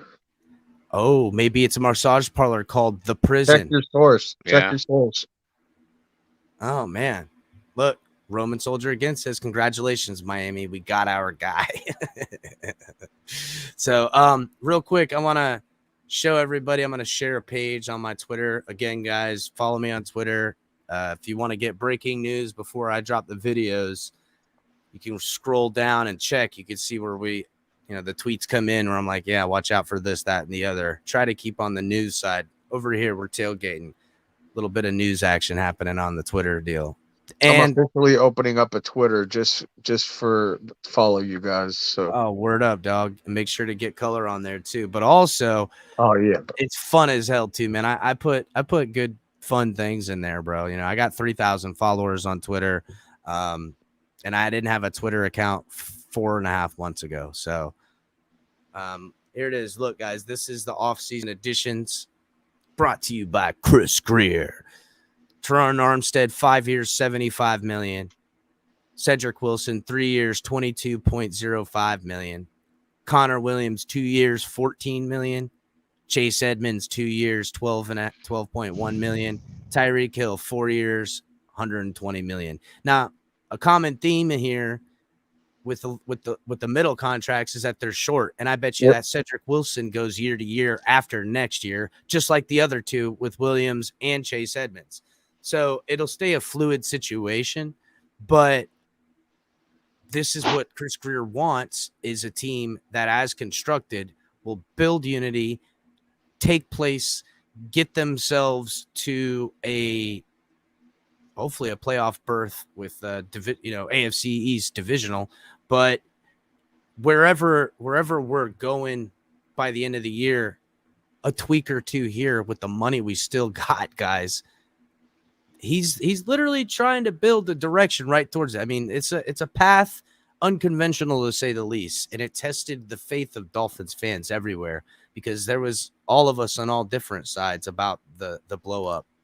Now, to me, I wasn't on record, but I'll be on record saying I wasn't all in on the blow up. Did I understand it? Yes.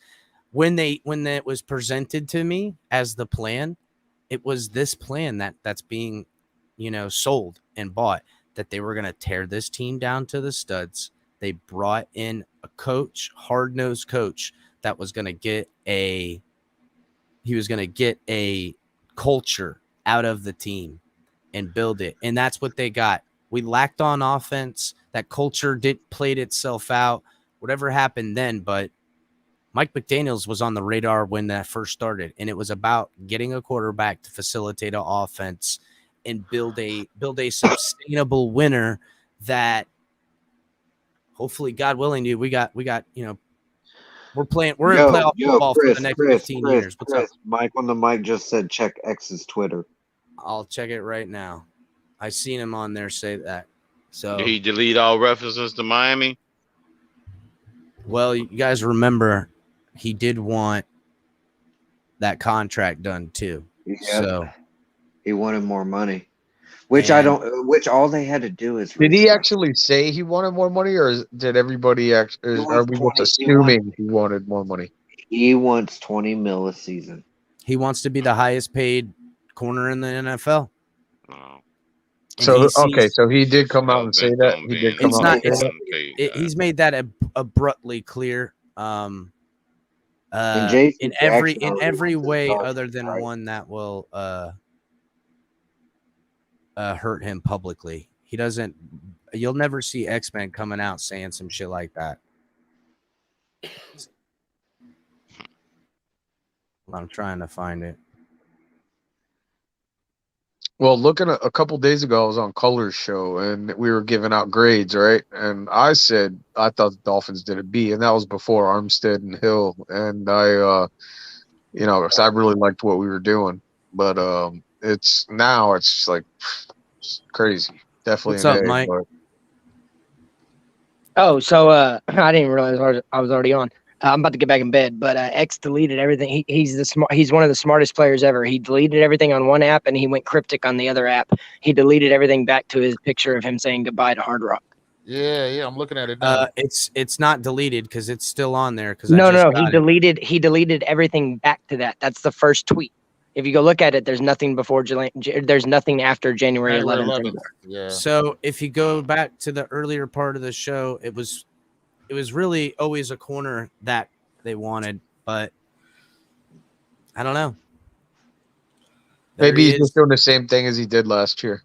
That could be, but I don't know. Again, by all accounts, from Mike's and I's sources, that the real play was always Debo, and that's not out of play.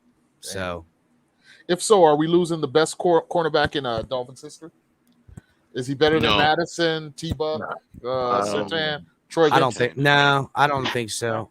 It's a different game too. Just as you many know what I'm saying? interceptions. Xavier Howard, as physical as he is, he couldn't hold up with his body playing the type of corner that He's those guys had Patrick. harassed him. I think he reminds me a lot of Patrick Surtain. Bigger Patrick Surtain, yeah. Yeah, but overall, I'm gonna say he's definitely top 3 corner in our history. Can't ever forget Jake Scott too. Who's a safety, but big time player. Yeah, he was a hell of a player. Troy Vincent, another one. Yeah, I mentioned him. It's rather interesting. Yeah. I think tomorrow is going to be another day like today, and we're going to have some shit pop off, everybody. I really do. I feel it happening. I think it'll be tomorrow. Yeah. The cap off the week. Wow. Big moves, guys. And I still think that they're going to go for Treader. I really do. I've been. I'll be all about that. I've They'll been be told, using Dieter as a backup. Well, I have personally been informed that Treader is a target that they have been looking at, that they do want to upgrade the center position, because what I believe they really want to do is allow Dieter to be the swing guard. I heard Treader was going to have his pick of the which team he wanted to go to, but now that we've made these upgrades, Yeah, that makes Miami more. That's what I've already been told, that Treader has an open deal right now. I mean, there's a deal already out, but again, they're still working on other things. There's money going to be moved around, guys. So we've already everyone's made going to be able to be afforded. Treader, is what you're saying? I'm not going to say that it's signed or anything to that nature, but I would. I'll say this. Listen, hey guys, real quick. There's already been a dialogue. There's already been a dialogue that Treader has an open invitation to the Dolphins for a certain amount of money on paper. We'll say that. Real quick. I can't. I just want to say something real quick. I can't really be on here too long. I just want to say I really can't get into any kind of details about anything, guys. If you want to holler at me at Twitter, it's different. I can be more elaborate on Twitter. So if you guys want to shoot me a follow on Twitter, come check me out when I do a space, when I host it, and you'll see. I just can't really elaborate right now on this type of platform. That's why I use Twitter. There's reasons for that. You guys gotta understand, man. It's my name. Look up my name right there. I don't hide from people, bro. I don't do different avatars and bullshit. My face that you see on here is my face on Twitter. Same shit. Looking you up now, man. Same with me. I'm the same way. And listen, when I put out stuff on Twitter, people will call me crazy, and they have. You'll see if you follow me, like all the shit I've getting into on Twitter. But you know what? I'm not gonna put stuff out on Twitter unless I know what's up. You feel me? I have my name. I have a reputation. I know people. People know who I am. Whoa, I'm not Mauricio. crazy like that. Whoa, Mauricio. I called the Armstead. Whoa. I like this guy. I like his spunk. But what the hell's the difference between saying it over there and saying it over here? I have my reasons, bro. I have my reasons. I won't get into that. Give us the sauce, bro. Hey, it's another. Listen, no sauce, no saucy. Listen, there's another night for that. Tonight is a night to rejoice and celebrate our team. You know, there's a little stuff between Twitter and Twitter and YouTube and all that shit like that. I'm not getting into none of that stuff tonight because it's a good night. That's what it is. So we will talk. We will talk on another night when there's no news, and then when people want smoke, we can get the smoke going. I'm all about the smoke all day. Nice. I'm all about the smoke. Nice. So if anybody wants to smoke, you can come to Twitter. I like Twitter because everybody has a voice. But we can't get the smoke right now, though. No smoke tonight because it's a great day. We're not doing that tonight. So I just want to say, it's bad for your health. I'm talking about what color. You don't understand what the smoke is. The smoke mean is to have an intellectual debate, real hard debate on the spaces, but not here. Yes, on the spaces, not here, bro. That's the reason. We're not intellectual enough to have a conversation here. I never said that. I never said that. We're too thin-skinned. He's saying we're too thin-skinned. Give us the smoke. Yeah, dude. Listen, bro. Listen. We're not getting into all that tonight, bro. Another night I'll come up maybe, or you guys can come over there and we can do it. But tonight is a night to have fun. Mauricio, if I mean, listen, a lot of my guys don't even fuck around with Twitter because they understand that in a lot of spaces, Twitter's abused and people host spaces and they'll mute them when they're trying to talk. And it's all about a wielding of some power. On here, as you could see, I allow everyone to have any of their voices and they can argue and we'll have fun and we'll be back tomorrow to do it. And there's a record of it. Not that we hold people to every little word they say. And we also make sure that no words get twisted. And there's also time and a place where words can be talked over that, hey, man, I know we've gone on here and talked to each other again and again and we fought before, but you insulted me, you disrespected me, and that kind of conversation can continue here as well. So just saying that, there's a lot of my guys. I agree with you, but here's the thing. Twitter gets a lot of abuse. And there's been plenty of times when I've been on Twitter where the spaces will mute you or it's a dog out. And it's more because they don't want to come here because there is a less anonymity, and I always struggle with that word, anonymity, with being on YouTube, because this is recorded and people will hold you to it when you're a total fucking asshole and calling people names and doing shit like that. Whether someone's breaking or nice or wrong, and some spaces are better than others. But when you're on record and held to it, there's no changing the narrative because it's there. So I think Mauricio's different, Chris. I think he's different. No, I'm not talking about Mauricio. I'm just talking about why there's people on here that don't go. No, I agree with you. You and I both know why. Yes, that's what I was explaining. I was explaining that to Mauricio. That's why people that are on YouTube, even though there's less, of a barrier in some ways, people have that extra barrier on Twitter, and they feel not obligated, but more inclined to be so vitriol, as Color would point, and they hide who they are and their identities and what their professions are, or something like that. Like I'm here with my face. I'll tell you, but check me out. So, like I was gonna say, when I run the spaces, things are differently. One, and two, I got some things in the works. I'm not gonna talk about it. But maybe we will be able to have a YouTube platform we can speak on and stuff like that, and we'll go from there. But right now, I'm not about the YouTube right now. I'm just trying to do some things right now. I'm waiting until after the off season, after free agency, before draft, and we'll discuss. Once the slow time is going on, we'll go from there. But right now, we're not gonna get into no heated debates. Hey, all I gotta say is when the crap hits the fan, bro, we'll be here for you, man. No, there ain't nothing ain't gonna hit the fan, bro. Be wary, listen, because bro. if you find yourself, Be worried. That's all we gotta say. We said the same thing. Boy, come around, goes around. Oh, I feel you. Facts. That's true. And just like I say, hold on. I'll leave y'all with this. Just like everything is recorded on YouTube, people watch y'all. People, there's receipts on everything. You feel me? And no doubt, what I'm saying? And we hope they watch us. Yeah, exactly.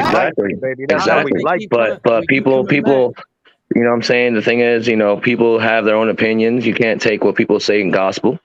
You know what I'm saying? So it is what it is. But that's it, bro. I just want to say, fins up. What up, you know what I'm saying? Yep. And It's we got definitely an open forum. this is We a watch dub each for us. other, man. So you can't This is go a into any dub. more detail about it. I will not discuss any more details. I'm sorry, guys. Bro.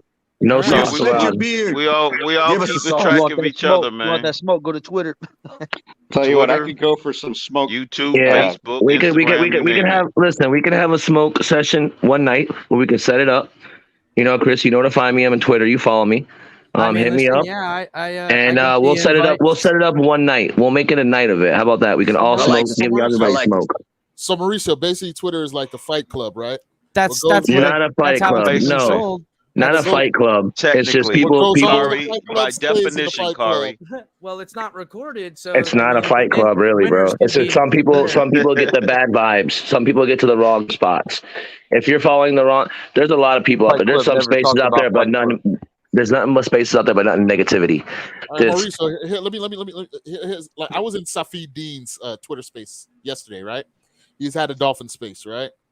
Shout And out Safi Dean, Sun yeah. Sentinel. We love you, Sun Sentinel. And you got people throwing around the N-word, stuff like that. Things are flying, other stuff's flying. You're telling me that stuff doesn't go on in your space? Well, first of all, in Twitter, everybody has their own opinion. Everybody can talk how they want to talk. You know what I'm saying? It's not like how YouTube is kind of like filtered, and like you gotta be presentable because you gotta portray yourself something that you're really not if you are or if you aren't, because you have to have a certain image and certain things. It's not like that, bro. Twitter, you can be yourself. I feel like YouTube's fake. I'm sorry. Everybody has their own Twitter little is just a personality. cesspool for everybody's Everybody anger wants to have their management. personality. I'm not mad at nobody. Mauricio, I am not mad at nobody. Mauricio, by fakeness on definition, Twitter. yeah, by definition, Twitter sounds like it's the fake place because you're protected by anonymity. Like Chris said, people can talk that stuff that he wouldn't say in your face. You know what I'm saying? No, well, I mean, Listen, bro, let's it's not be even real. I anonymity. mean, the There's majority people of the that there's debate, people that are Mauricio, verified on there. There's people that, now you got some people that hide behind stuff, and that's their prerogative. I'm not hiding behind nothing, bro. There's no more And I'm me. verifying than So this. So he's saying, right here. well, yeah, There's you no can more easily no, get a but verifying burner. what he's saying is a lot of the guys go on there, like as far as the players, and I get that. I mean, it's more of an open space because of the amount of people on there. Sure, but we're not labeled as toxic, man. We're not. But not just that. Like, I'm not gonna hold on. measure myself. I'm not saying to you guys the- are toxic towards fans, but you are toxic toward the teams and your crazy ass outtakes. And the way you guys talk about the team, it's kind of wild. So What's if the now, first three letters of fanatic? The whole operation of Twitter is a toxic cesspool of toxicity mixed with some blue check marks that are running their businesses and getting news out. Sounds like a place It's for fake thread. tough guys, to say what they want. and hide Exactly, behind- where they Not make their necessarily. fake profile, their voice. Listen again. not my people. My people that I mess with, if you guys, everybody that you guys in my space, you know who they are. The real person is behind the avatar. It's not nobody crazy. So Mauricio, now just remember, you've claimed those people as your people. So understand that. All If I you know do is that, you there's say certain those are your individuals people, there that you're are claiming traumatized by. representation by those people. So be careful when you say things like that. 'cause this I is just feel like recorded. there's certain individuals that are traumatized by youth fairs and circuses. They have something with clowns, that they're afraid of clowns or something. Some certain individuals on there. They just I don't know, man. Don't I let just the orange tie and teal and purple jacket fool you, dude. I'm not the real Joker. Maybe I am. Tell you what, I'd go for some smoked brisket. Twitter is Sign me up, That's Thomas. the main reason Sign why me up, Jack brother. Dorsey invented Twitter in the first place. To be a cesspool of everybody's grievances. That's exactly right. Did you read Not Jack necessarily. Dorsey's white paper? Read his white paper. then I guess you guys are You'll following the understand wrong it. people. Then I must be following the wrong people because the people I hang out with, they're all positive.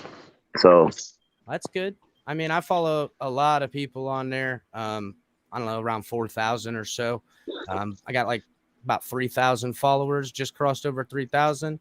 So yeah, there's definitely a different character of people, but that's why I kind of made this for the people that are willing to have an open end discussion where it can get heated, but we can all come to center because everyone's bleeding aqua and orange. There's no lines being divided. There's hey, we no all want the same muting. thing. There's no We muting all of want people. the same thing. Some people do and some people don't. There is agendas by certain people that want to X people out or want to figure out a way to slow them down or hurt their momentum or try to tell people what to do or how to do things. And that's exactly why I wear the purple jacket, because that shit ain't gonna fly, dog. That ain't how it works. This is real life. People don't have to change who and what they do and how they think. Because they got to come on here and mind their manners. Absolutely. But what you do and how you think and how you feel, that's your prerogative, bro.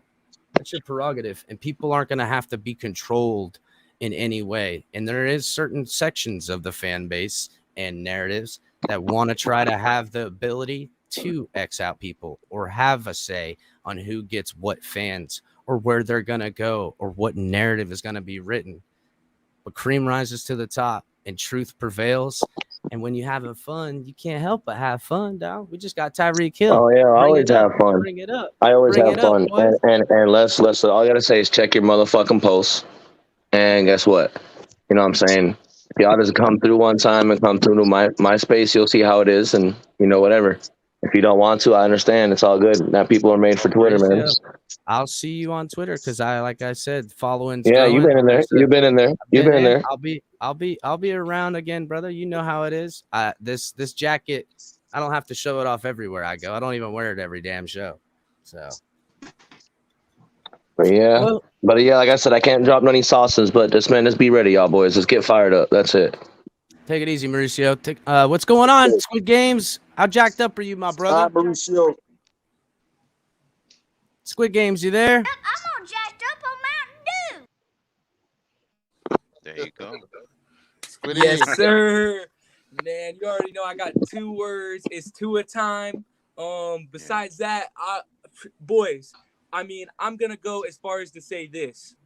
I'm gonna go this far. This is the best trade. I'm 20. I'm 20 years old, turning 21 October 1st. This is the best trade I've ever seen the Dolphins make.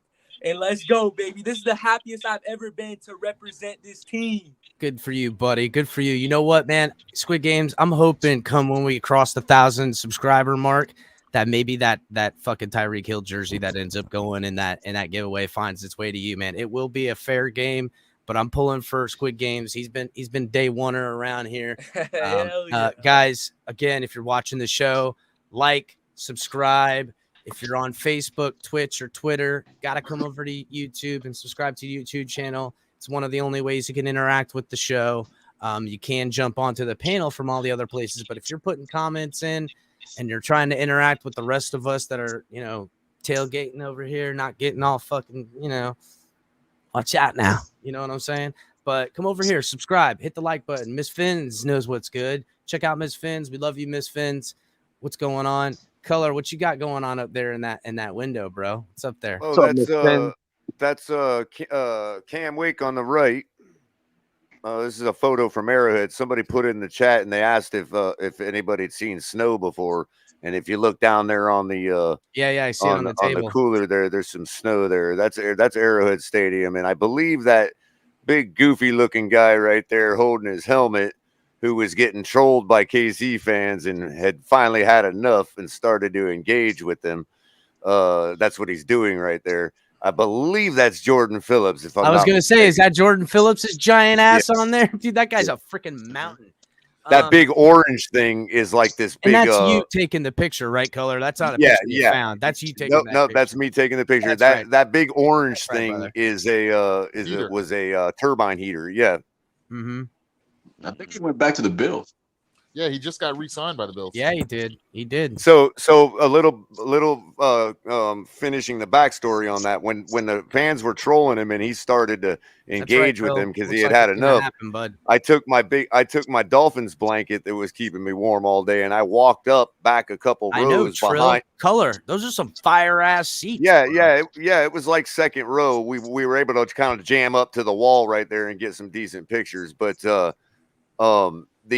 so when Jordan Phillips started engaging with the trolls in the stands, I took my blanket, my Dolphins blanket, and I kind of walked up a few rows back, positioned myself behind those fans, and then raised up my blanket like a flag.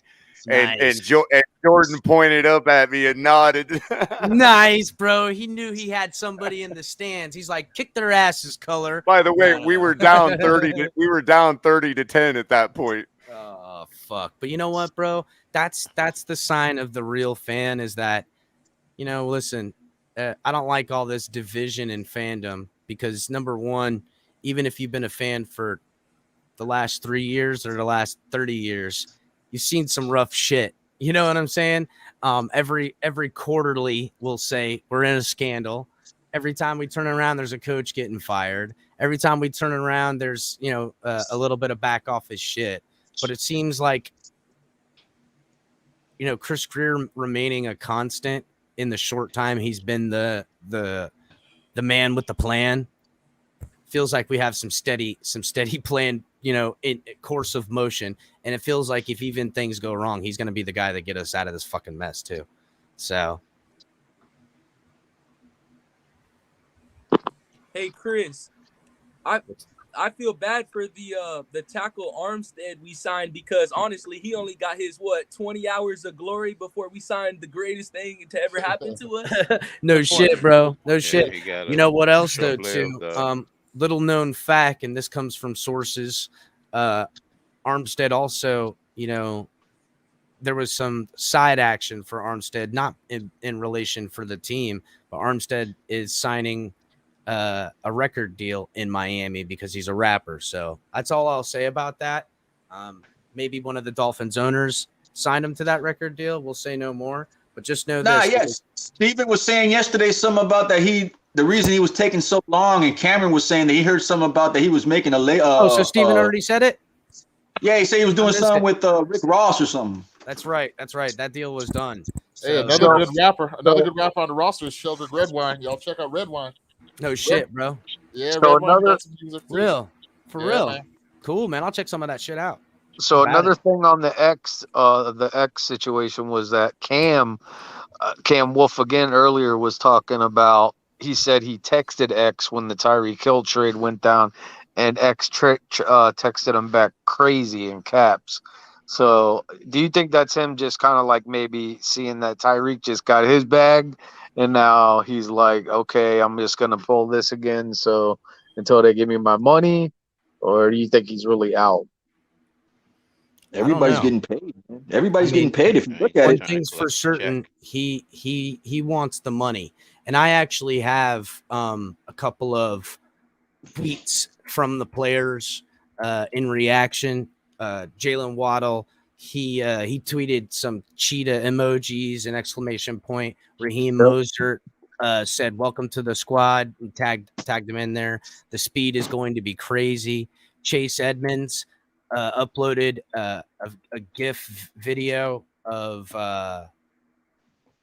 Vince McMahon strutting in. It says, "We don't care about y'all opinions. I promise." Hashtag fins up. Emmanuel Ogba's like, "Let's go."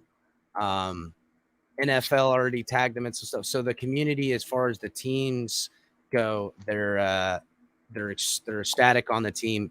Chris Jones from the Chiefs was like, "Wow, a loss for words." McCole Hardman's like, "Damn." Mahomes ain't figured nothing out yet, huh? Derek Carr is in celebration. He put a video from life saying, "I never thought I'd see the day." The division's happy. Drew Rosenhaus is happy. They made the deal happen. He's he's the highest paid wide receiver. It's fucking killer, bro. We got a weapon, and these next 2 years, again, 2 to 2.5 years, it's constructed to win football. We're gonna know. I mean, listen, San Francisco's entire philosophy, or Patrick Mahomes or his wife or whatever. No, I didn't get anything on that end, guys. I would imagine Patrick Mahomes ain't too happy. I was going to read this. I was going to read this article, but I'll probably save it for tomorrow. But a lot of them guys weren't happy that the enemy came back for another year or two. Really? Yeah, there was a lot of talk about they had a big blowout in that Super Bowl. The enemy. Hey Chris, I missed how you feel about this trade. I just got off work, got out the shower about 40 minutes ago. Well, how are you feeling? Honestly, I'm surprised that it was pulled off. If in initial reaction, I don't want to say I was surprised because again, our sources told us like 3 weeks ago or so that Tyreek Hill, Debo, and DK are targets that they're lining up, that they're going after. And I think when and there's we'll have a video coming out where I want to say it was, I don't know, last Wednesday or something like that. I went on the record and I said about it, and I kind of downplayed it on the Tyreek end because I was really more interested on the movement that they were having for Deebo Samuel because it seemed more fruitful in opportunities that were going to happen. The fact that the moment that the Chiefs found out that Tyreek was going to he wasn't going to do them one more favor. He wasn't going to take another pay cut year. He wanted his big extension contract. The moment that was clear, they put him on the market and the Jets were in play. But that was only done when we heard about it 3 weeks ago. That was only done to drive the price up on the Dolphins. And I'm going to guess that the second yeir's like 5th rounder or 4th rounder, that one of those picks were probably thrown in to sweeten the deal to make this happen. Still, again, bro, Rappaport was saying something like Rappaport was saying like Saturday he heard some rumblings about Hill. It was around 3 weeks ago when we heard that these were the guys in their sights. Okay. It was last Friday, or no, excuse me, the Friday before, when Mike really, was like, yo, man, this looks like they're moving at Tyreek, so it's been Chris Grier, when he came out and said that they were going to be aggressive. Shortly after, that's when we heard these are the three names they're going after. So I kind of downplayed the Tyreek Hill noise, because I thought for sure the Chiefs were not going to let him go, and they were going to kick the can and maneuver money around to make him happy, because they can't afford to lose that weapon in that division right now. But he obviously wanted the big payday, and he chose Miami to keep the money as well. So shortly after that was when the contract became, available, and they just squeezed out a couple more draft picks out of the Dolphins in the last 24 hours. But last Thursday or Friday, when I was waiting to hit the Armstead news, I was waiting to hit the Tyreek Hill news, is really what I was waiting for. But anyhow, guys, let's go on our last thoughts. Let's go around the room. Jason, let's start with you, brother. Where do you see this team's what do you want to see the team do next outside of that blockbuster trade that I just told you? Because that's still something that might not happen. Yeah, man. Honestly, I'd like to, again, like I think I touched on it a bit earlier for people who weren't here. Definitely, I want to see us add some D-line depth and get a middle linebacker. I kind of want to shift a little bit to the defensive side of the ball, because I think we've done more than enough. Now, again, J.C. Treader, we do. I still think we need that center anchor in the middle, whether it's Treader or another guy, because centers are just hard to come by in the NFL. There's just not a lot of quality centers around. So if we can get a guy like Treader, that would be number one priority. And then again, either adding pass rush, middle linebacker, either through free agency in the draft. But skill position wise, I don't think we need to make another move. I think it's center, D line, middle linebacker, and if we trade X, then cornerback. But I still like our chances this year, and the development of Tua is something that I'm really going to be looking forward to this year, and I'm feeling a lot more confident today than I was a week ago. Man, Jason, you preach to the choir, bro. This is, I was kind of burnt out and tired because this is before the Armstead signing. I want to say, can't remember what show it was. And I don't want to say that I gave up on Chris Grier, but it was getting hard to defend him because people were attacking him on all platforms. There was other, shows that are like, what the fuck? Chris Grier needs to get fired. I mean, they were going after this guy. And I was hearing all this stuff for weeks about what he was going to do. And I have such faith in the guy's ability to do his job well that I knew that this was going to happen. But that day I was so burnt the fuck out on it because up to that point I was waiting to break the news of Armstead. That deal was a done deal, set in stone. And then I was waiting for this trade to come, and I thought it was going to be Debo. And then it was like last week, it was like, no. It's probably, they're not. Casey is out. Trade talk. What happened was the callback that we got was that contract discussions were on the Chiefs side, quit talking, and the phone wasn't ringing no more. So that it was already moved on. All the calls from that point on were only going to the Dolphins to try to get more out of them. And when this happened in the last 24 hours, it was to try to squeeze a little bit more capital out of the Dolphins. So that's what it was. All right, Jason, man, we'll see you tomorrow, buddy. Thank you for coming by. Yeah, man. Thanks for having me, good fellas. Have a good night. Later, brother. You, Jason. Thanks. Kahari, brother, what's going on? Yeah. Well, first, man, thanks for explaining the Deebo Samuel thing. I had no idea that they were in talks for that long to try to get him. So in that sense, I can understand why they would want to complete what they started. But I'm a little bit worried about losing X. I would hate to damage the balance in the defense that currently exists. I don't want to go too far. And like Jason just said, I think we're loaded already You bring in another weapon like Debo, sharing the ball. There's only one ball, sharing the ball between Waddle, Hill, Samuel, Wilson is going to be a task when the focus of your offense is a running offense. You know what I'm saying? No, it's going to be limited get balls that that out of go your around. head All right, why should I do that, Crypto? because that's the wrong approach. Well, I know you You want to have can't as many weapons shove. as possible, ideally. No. I'm talking about the approach as far as the philosophy. It will be a pass first offense. Mark my words. It will be like the original way it was intended to be. The way Bill Walsh when he created the offense in the first place. Yeah, with Rice and Taylor and that whole swing passes to Roger Craig, all that. Okay, I could see that.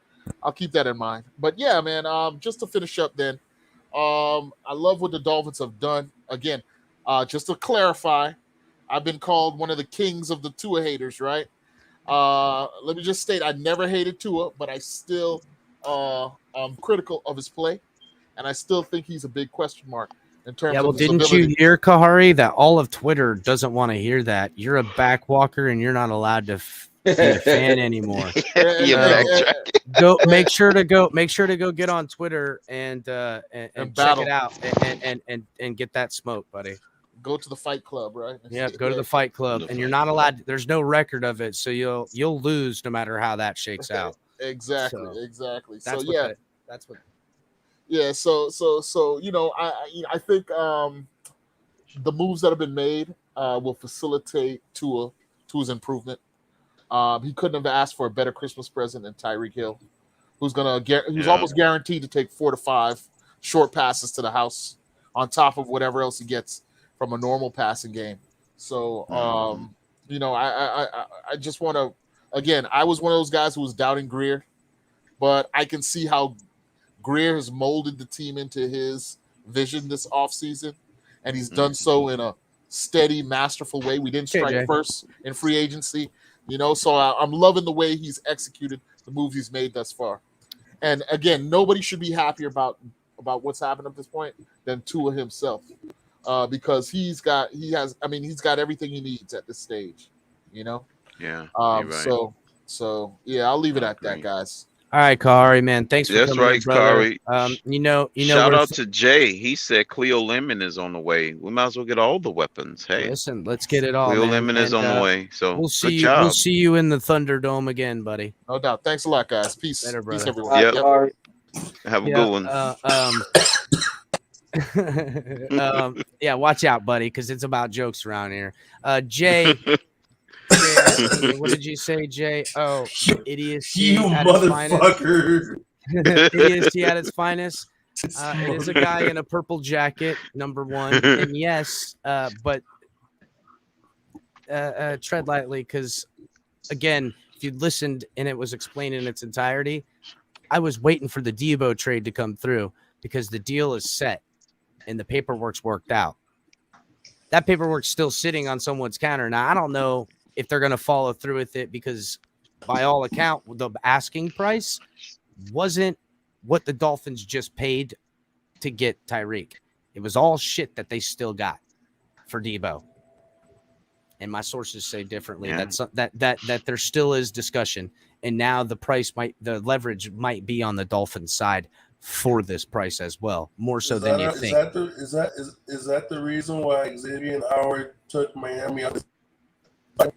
I don't know, Big John. I'm gonna let. Did you check his TikTok page, Big John? I don't know if he has a TikTok. According to Twitter, it's not going to be X or Wilkins, which I doubt it. If we're able to pull off all these moves and not give up any of our players, well, no, holy shit! But somebody's gonna have to be the sacrificial lamb. It's the other corner in town. Yep, Cap. It's the other corner in town. So, to Crypto's point, I said earlier on Miss Finn's show, shout out to Miss Finn's, that if it came down to a 54 man, I know, Mauricio, I'm late, but I have it here on record. So, if it comes down to 54 men left, I think DVP will be that guy that's cut. Or listen, DVP was was months ago. My buddy's a diehard Packers fan. Lives in Packer Nation, right outside the stadium. He's a cheesehead. He's up there in Wisconsin. Listen, he I love and his Wisconsin. family. I love Wisconsin too. I love people from Wisconsin too. They're salt of the earth people. But he and his family would fly back to Green Bay to watch games, living in South Florida for years. So in the wintertime, mind you, too, living South Florida and flying back in like December to watch the Packers. Like, fuck, bro. Like the nuts. My point is that they've been hearing DVP talk about them for a while. So, yo, Mauricio's getting the sauce. Mauricio's getting the sauce. Oh yeah, is he gonna tweet it? Yeah, in here? Mauricio's gonna tweet it up, huh? He got you, Cap. I guess so. It's been a good day. Good deal. It's been a good day. Can't complain. It's been a great day, Cap for life. It has been a great day. It's a good day for Dolphin fans to feel proud that this team's gonna have it out and give this offense every chance to succeed, every chance to build what Chris Grier wanted in his dream with the offensive-minded coach he originally targeted for the offense he wants. Trench play is going to be paramount, and it's about getting this defense to turn its hips or get on the balls of their feet and take it to them with fucking speed. He basically brought Tua. I told everybody they're bringing Tuscaloosa to Tua. The entire team. Basically, the entire version of Alabama is brought to Miami, bro. 1 million the offense, %. the same weapon types, the running back type, it's everything. 1 million saying %, brother. I'm saying he didn't believe in Tua. Well, that's why he's stuck with him. Hey, don't jinx him, bro. Don't jinx him. Thomas, hold on a second. I'm just trying to close it down, guys, because I got to fucking. Oh, I'm shower. sorry. Forget it. No, you're good. You're good. Thomas, go ahead and give us your last thoughts, my brother. All I gotta say is, if you ain't fucking excited about what's happened in the last 24 hours, and I don't know, go find another team and be a hater. I don't know. Oh, come on. I sit my shoulder that I'm sure somebody spit in. I just would like to say to all of you, kiss my ass, you rotten mother. Now, if you'll excuse me, I'm gonna go home and put some water in Buck Nasty's mama's dish. Good evening.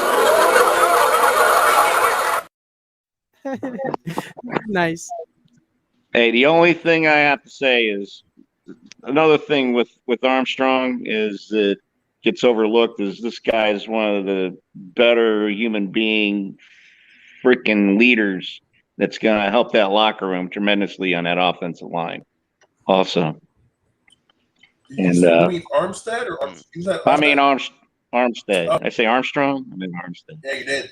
I was just wondering. I meant Armstead. But anyways. He has got a strong-ass arm, Thomas. His absolutely. arms are strong. What a wonderful world.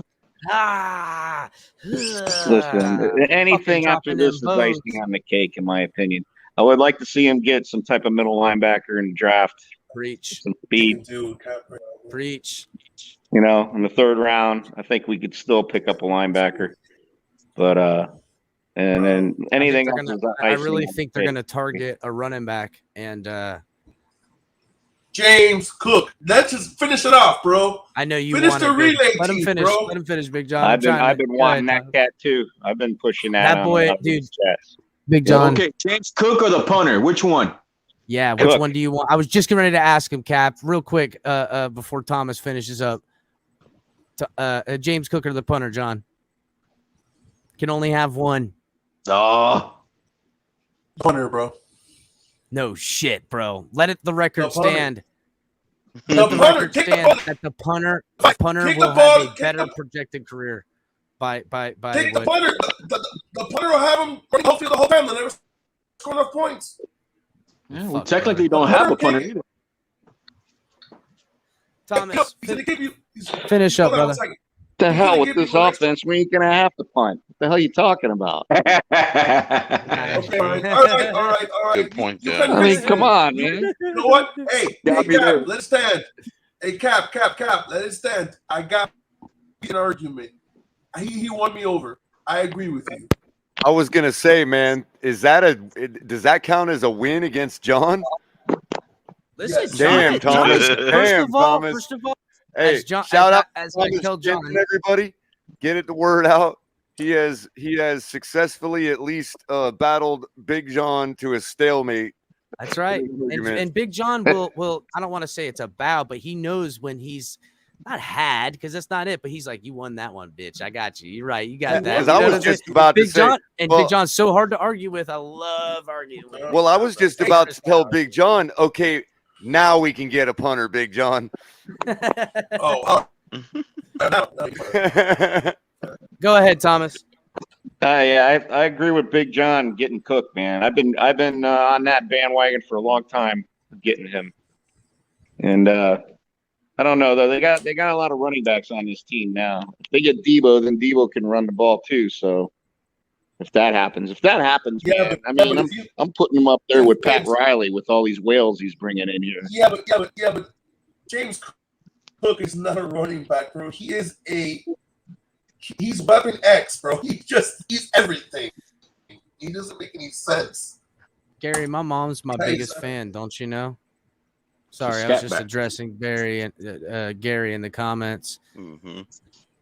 So my But mom I'm don't so watch freaking come out. excited, man. It's just I've been on cloud nine the whole freaking day here. I'm afraid to go to sleep and wake up and find out this was all fake, man. Right. Wake up I and go, know, what are you can't even talking go to about? sleep. Dreaming good last night, bro. Oh I'm like, man, what? wake up exhausted too. You'll have the worst day of your life. Yeah, right. Find out this was all a dream. Well, all right, Tom. We'll see you tomorrow, my brother. It is no dream, and dream big. Thanks for having me. Later, Thomas. Squid Games, what's up, my brother? I know you jacked up, dog. I know you're in it for to win it. And you know what? Tell me how you're feeling, dog, because I know you got it. Were you at work when you received the news? Bro, I received the news. I went to bed late last night. I had to work 4 to close, but so I got up at about 11:30, and I missed 2 FaceTimes from MCJB. So I go and I call him back, and he tells me, he's like, Cheetah is here, all this and that. So I go back, and you know how the iPhone, you get the ESPN notification. So I click on him, I see it. I'm like, no way. I instantly get so excited. But what I got to say is that I saw this on the Pat McAfee show earlier, and he said that Tyreek Hill is 1 point to Vegas, which is like, so like he accounts for 1 point every game for us. He said Jamar Chase is 1, Tyreek Hill is 1, and I can't remember. He named another one, but I definitely, once I heard that and like knowing who Tyreek Hill is, I play a lot of Madden, so he said DeAndre Hopkins when he's healthy is worth 1. Cheetah is worth 1. Jamar Chase is worth 1. And another receiver, but he's in the top 4. That's what he said. Nobody could argue that, man. Those I mean, five listen. guys manipulate Vegas? That's what you're saying? They manipulate Vegas? That's what you're saying? No, it's not the manipulation of Vegas. It's a value evaluation of how they're gonna place the betting. That a guy that explosive, that has such a high ceiling on the field, that he moves the needle no matter what. That's what that shit means. Him on the field in a starting game, no matter what. And that measure is taken by where he's been at on the Chiefs and when he's missed a game because he was either injured or healthy. The other one was Devontae Adams. Oh yeah, Adams. Oh, yeah. Adams is a big deal. Well, listen, I can't wait to see what comes out of Devontae Adams now that he's a Raider. We're gonna see. Wow, look at the Raiders all of a sudden. Go ahead, Squid Games, finish up, bud. Yeah, the last things I got to say is that I have to say is you know, there's no other show I'd rather be on than the Fins Tailgate. It needs I liked it to be the tailgate that never closes, but the one that never stops. I ride with it. I'm always gonna be with the Fins Tailgate. Love all y'all boys. And Fins up. Let's ride it out to the playoffs. Take it easy, Colin, man. We'll see you, brother. Thank you, everybody. Yep, Squid Colin. Games, day 1. Everybody already know. I want to know how much money you sent that man on Cash App for him to give you that one, bro. First of all, he's sent me money on Cash App. He's a real fan. He understands what it's all about. He knows what Can't it take a is. joke. It's Forget about it. no. There is no jokes around here. You hurt my feelings.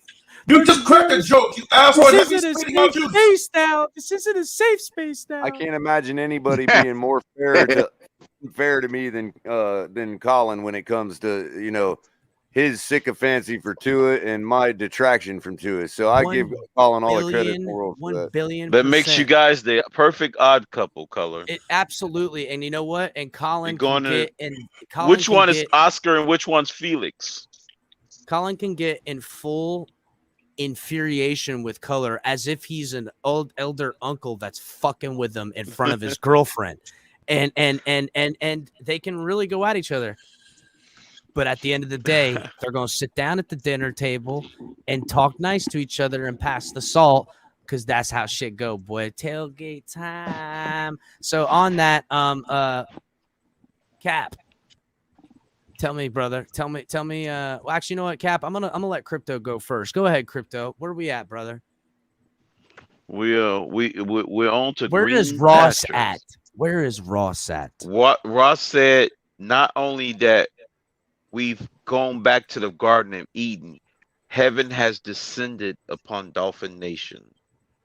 We're now in paradise. So was Tua the chosen one? There's no forbidden fruit in this garden anymore. Well, listen, first of all, that's almost blasphemous, Crypto. I'm gonna have to take that out. So no, I'm just fucking with you, bud. Oh, Crypto, man. Crypto, don't ask the fucking question. He asked you a question. What? Ask him again, Cap. Ask him again, Cap. He wasn't listening. What do you? I told him. I don't know. What does Ross feel about this situation? Was that what it is, or is it the question I was really asking? What you asked him. I don't know, man. You tell me. He asked you if Tua is the chosen one in this scenario. Oh yeah. Is Tua in the chosen this one? Is he the chosen one? Yes, he is the chosen one in this one. Yes. There you go, Crypto. Yes, indeed. Yes, Big John. He is the chosen one. Thanks a lot, Crypto. Thanks a lot, brother. Yes. All right, man. I'm gonna drop you in the back. I love you, Crypto. So, Big John, I wanna give Cap the second to last tonight. You kind of cut out there where you're having technical issues because you're still kind of having a little bit of technical issues tonight. Not as bad as it's been, but I know you're jacked up, and I was excited to call you. You seen how jacked up I was when it happened. I had to call you.